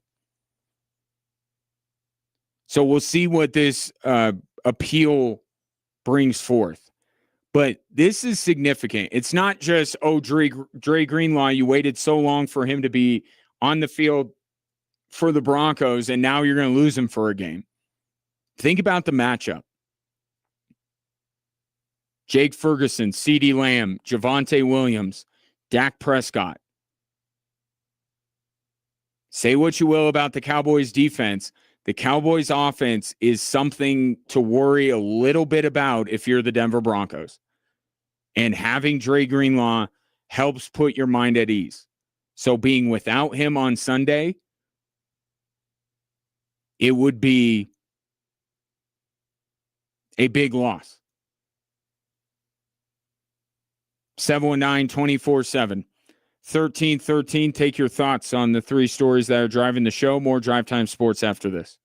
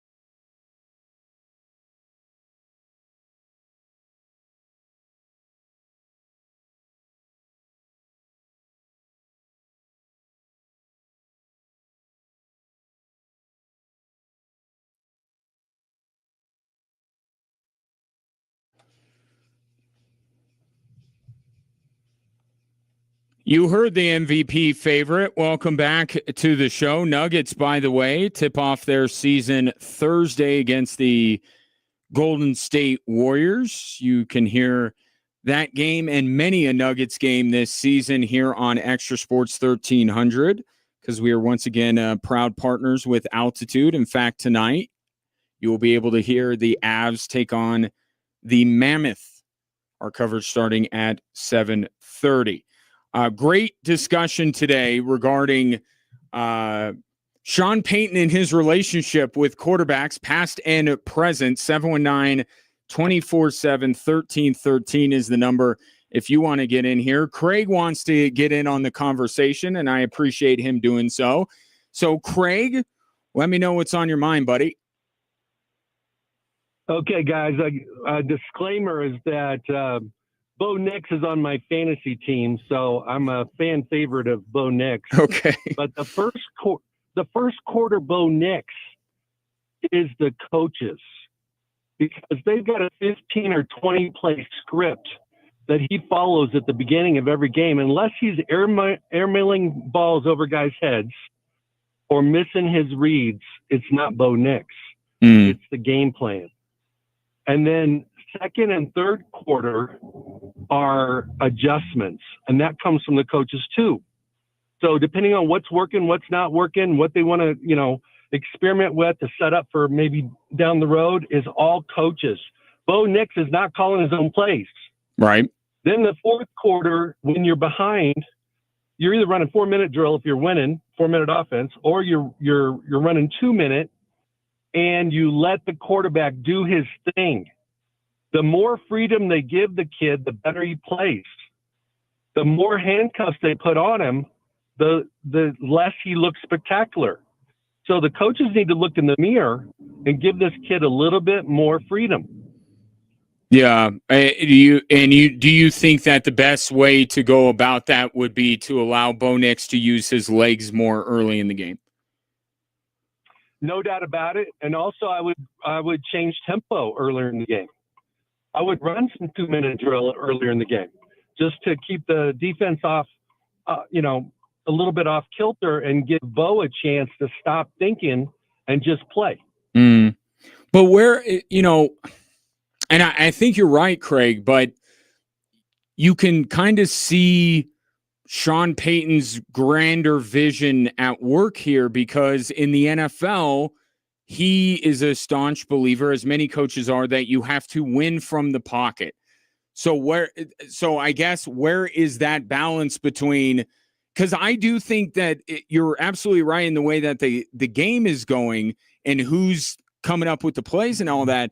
But I think Sean Payton is trying to get Bo Nix to win from the pocket, and he feels like if he can't, then the Broncos aren't going where he wants them to go.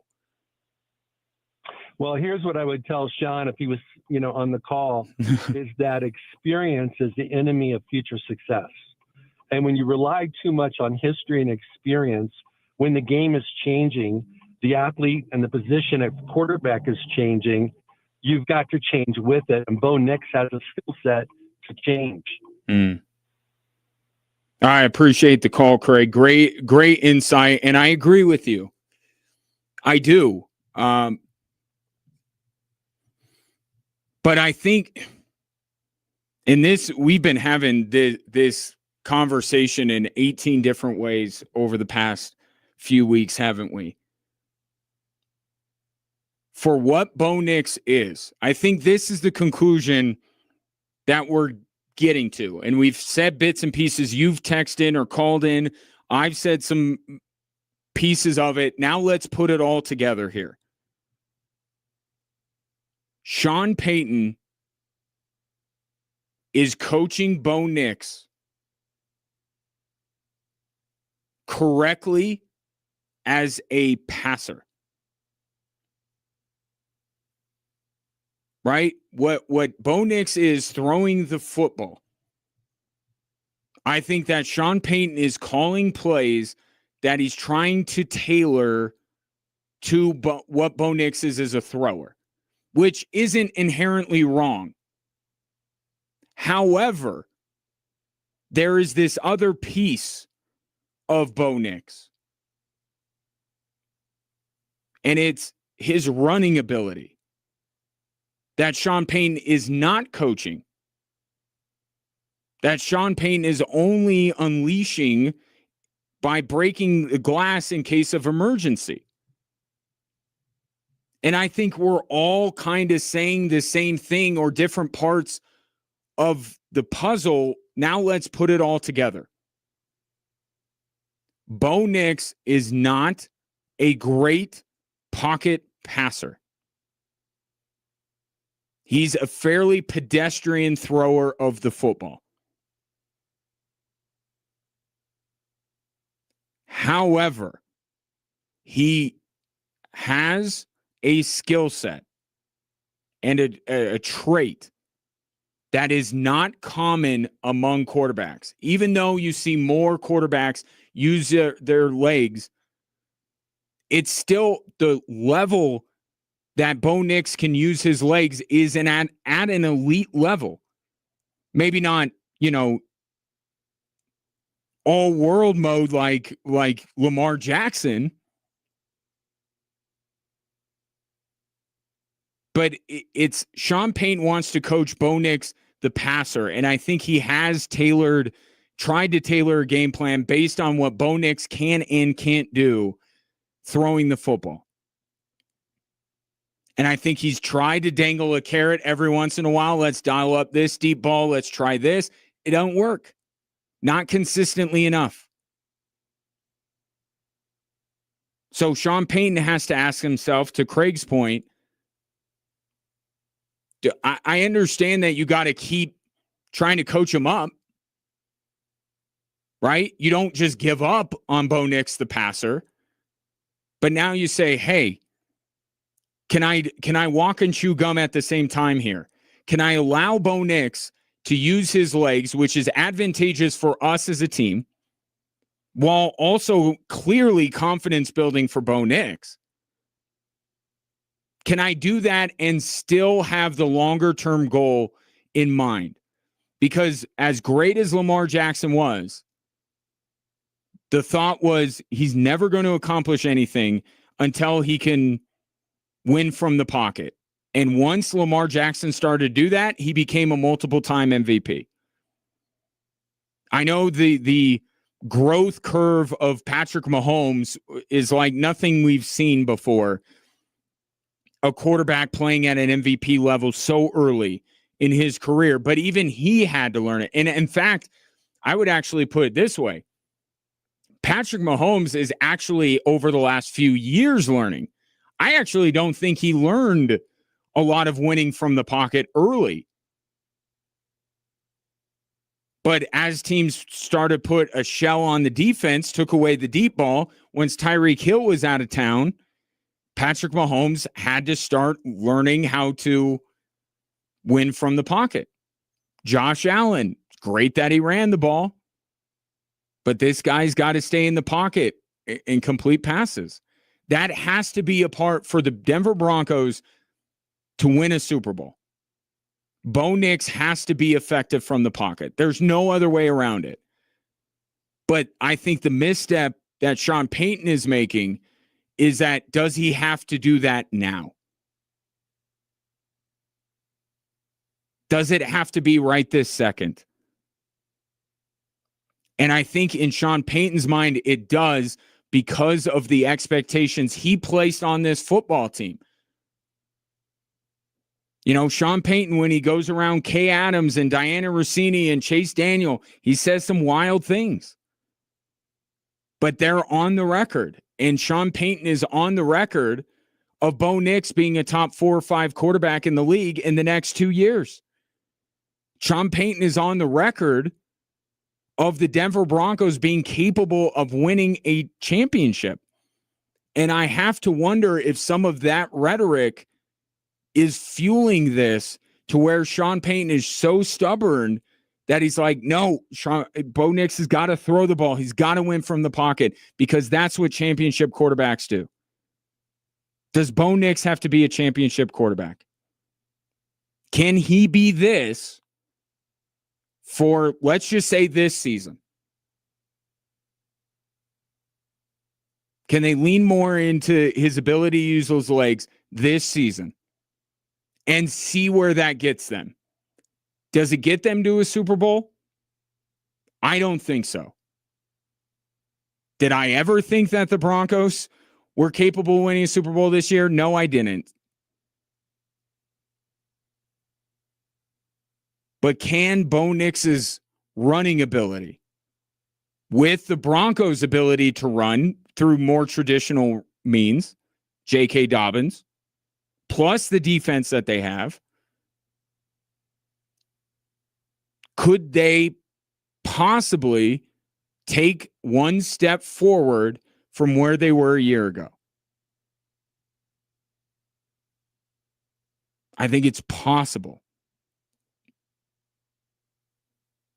But the Bo Nix that we see through quarters 1 and through 3, as much as I think as a passer that's who Bo Nix is,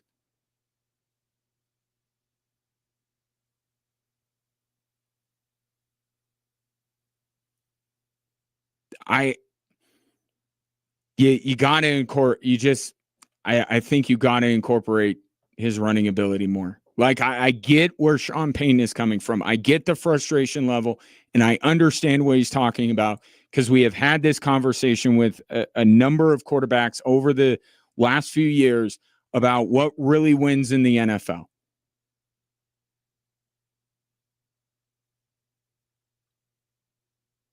But is he going to just keep beating his head up against the wall and keep saying that Bo Nix has to be this?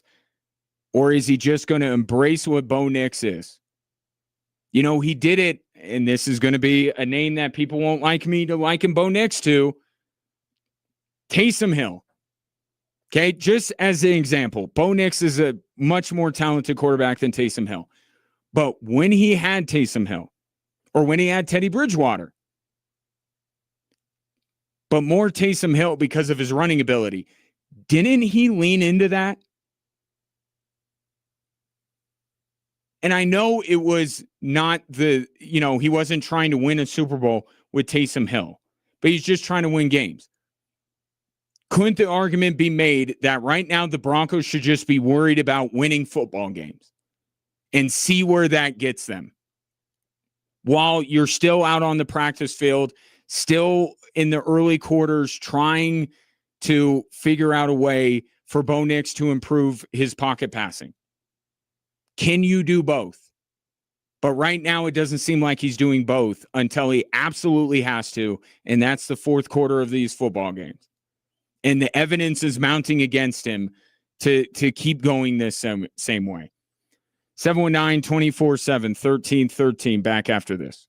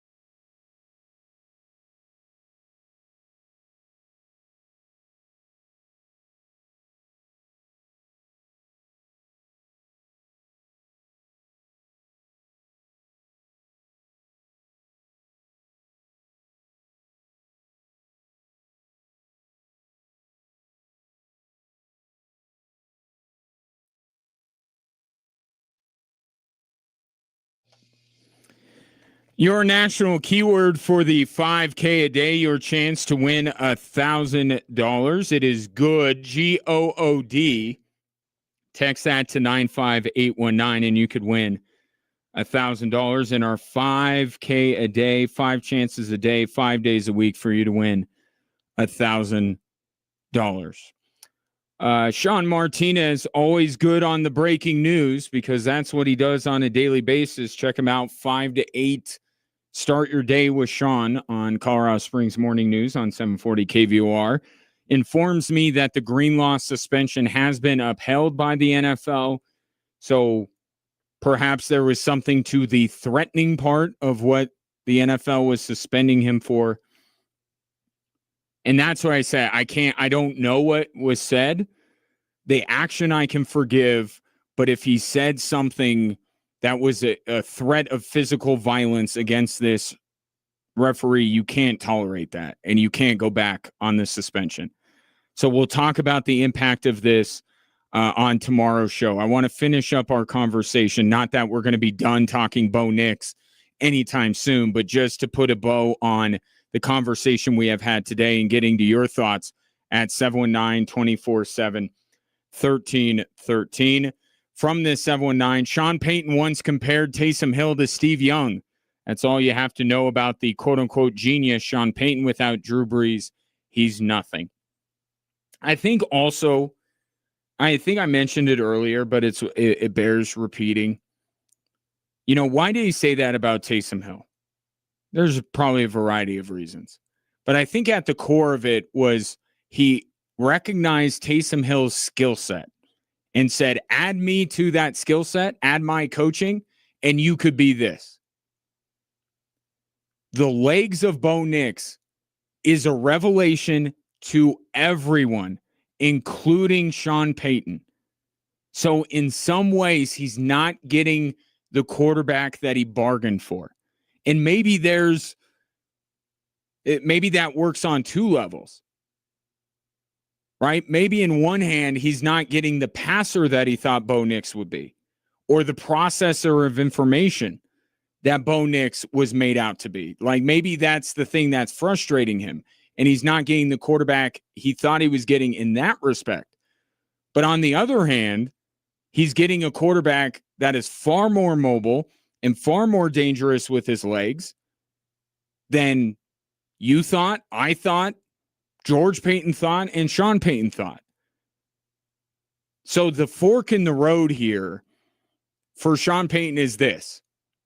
Do you want to try to keep banging your head up against a wall, trying to make Bo Nix the passer that you want him to be the second coming of Drew Brees, or are you going to start leaning into this other thing that you hadn't bargained for, you didn't scout, and say, maybe I can work with that?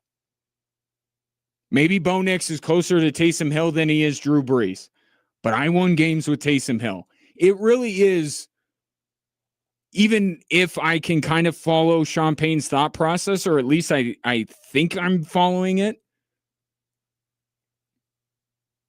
I mean, wouldn't there be some level of pride with Sean Payton to say, yeah, maybe he wasn't exactly what I was hoping for, but man, he's got some skills. I'm a great coach. I'm going to work with that.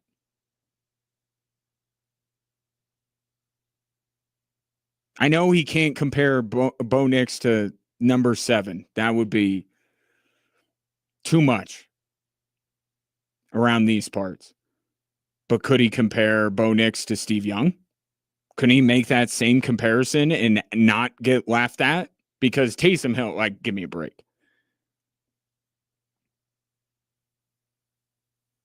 Now, I don't know that I would believe that Bo Nix would be ever as good as Steve Young, but I'm just saying, if you wanted to make couldn't you do that?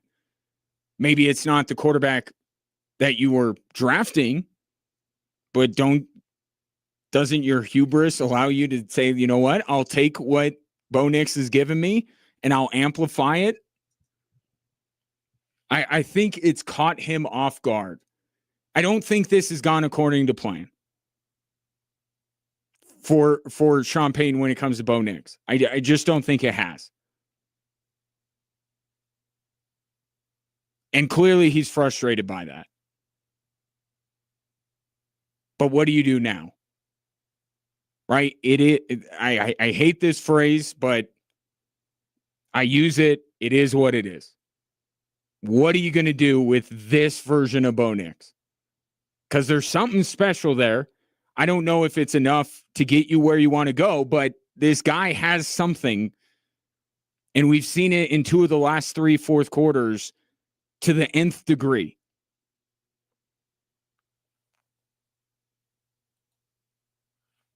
Brett.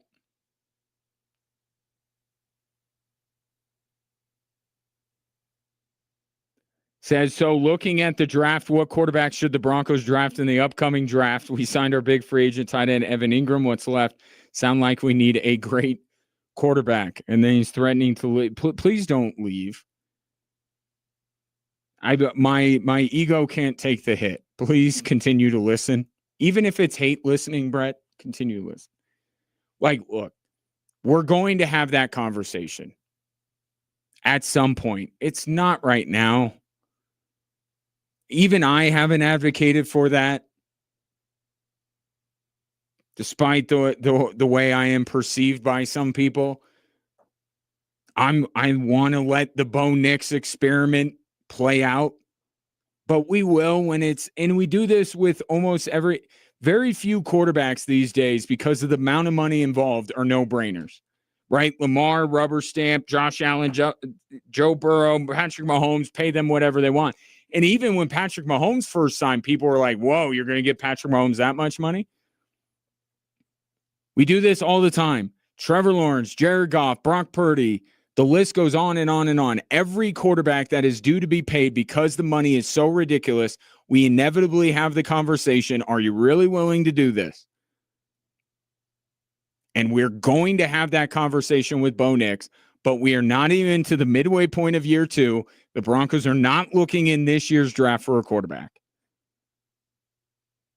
Nor am I advocating for them to do that.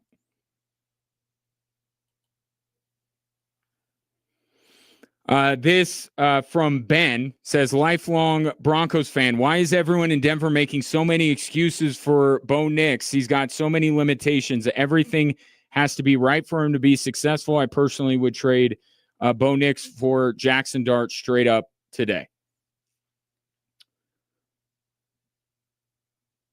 And I agree with I would not trade him for Jackson Dart. I wouldn't. I don't know if I see a huge difference between them. I saw Aqib Talib and Richie Incognito arguing about this on my timeline. You know, Jackson Dart versus Bo Nix. It's like, I don't know that there's a lot separating these two.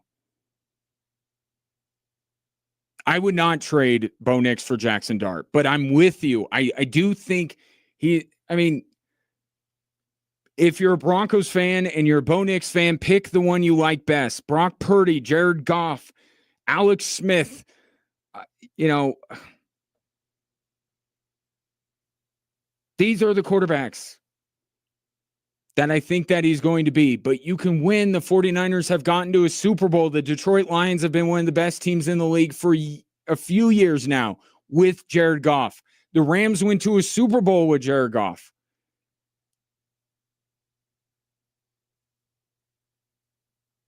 It's okay what Bo Nix is, as long as Sean Payton uses every tool in Bo Nix's tool belt to make him successful, to see this thing out. I think the Broncos can win a lot of games, but I don't believe that Bo Nix will be considered one of the 4 or 5 best quarterbacks in the league. I don't see it.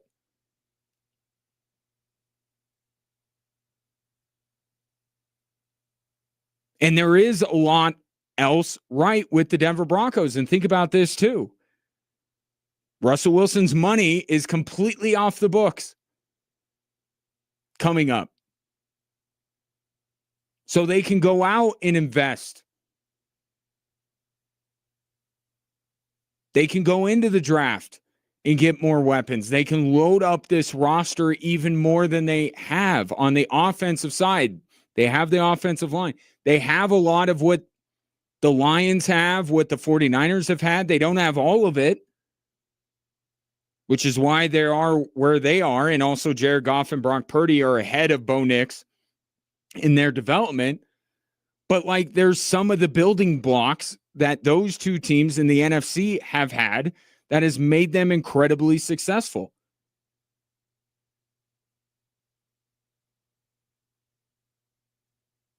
I don't think that Bo Nix will be an upper echelon quarterback, but that doesn't mean that the Denver Broncos can't be a contender in the AFC.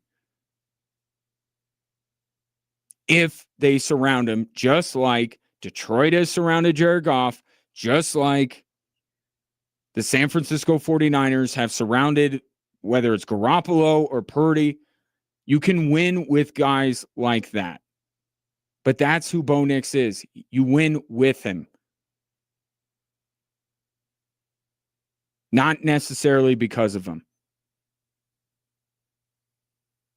Maybe if Sean Payton really leans into what Bo Nix has as far as running ability, maybe that will get me and others to change our tunes. It's worth exploring. This saying, last week will never happen again. I don't think you can judge Nix with that comeback. He isn't that good, and that fourth quarter was complete luck and the ultimate choke job by the Giants. I said this earlier. The Broncos should have lost that game. No doubt about it. That game was more about the Giants' collapse than the Broncos' great comeback. But I went through it, and I spent way too much time last night doing this. Okay? I don't want to tell you how much time I dedicated. It was way too much. Going through line by line, game by game from Bo Nix. I'm telling you, the guy that was almost superhuman in the fourth quarter, some semblance of that has existed for a while. Bo Nix has been routinely a quarterback that is better in the fourth quarter than he is the previous three. And what you got because of all the problems that the Giants had and their collapse, you saw an exaggerated version of it. But the running ability, the ability to make, some good throws late in the game, this Bo Nix playing free and just balling out, that guy has existed. There was a game against the Chargers last year where the Broncos were dead, just done in the game. And Bo Nix had a spectacular fourth quarter. Yes, they still lost the game. But I'm telling you, some of what you saw, it's just an exaggerated case. Bo Nix isn't exactly what he was in the fourth quarter. The Broncos should have lost that game. The Giants did collapse more than the Broncos won. I agree with a lot of what you're saying. But I'm telling you, in there, that's who Bo Nix is. Fourth quarter, for whatever reason, and we think we've nailed down the reason, it's because Sean Payton just says, there are no bad ideas now. We're just going to let him play. Bo Nix shows you something. He does. And now, can you get that Bo Nix in quarters 1 through 3? We haven't seen it yet, so your skepticism is healthy, and I understand it. But it's the only way that Bo Nix is going to be more than what you and I think he is if Sean Payton tries to take some of this fourth quarter Bo Nix and apply it to the previous 3.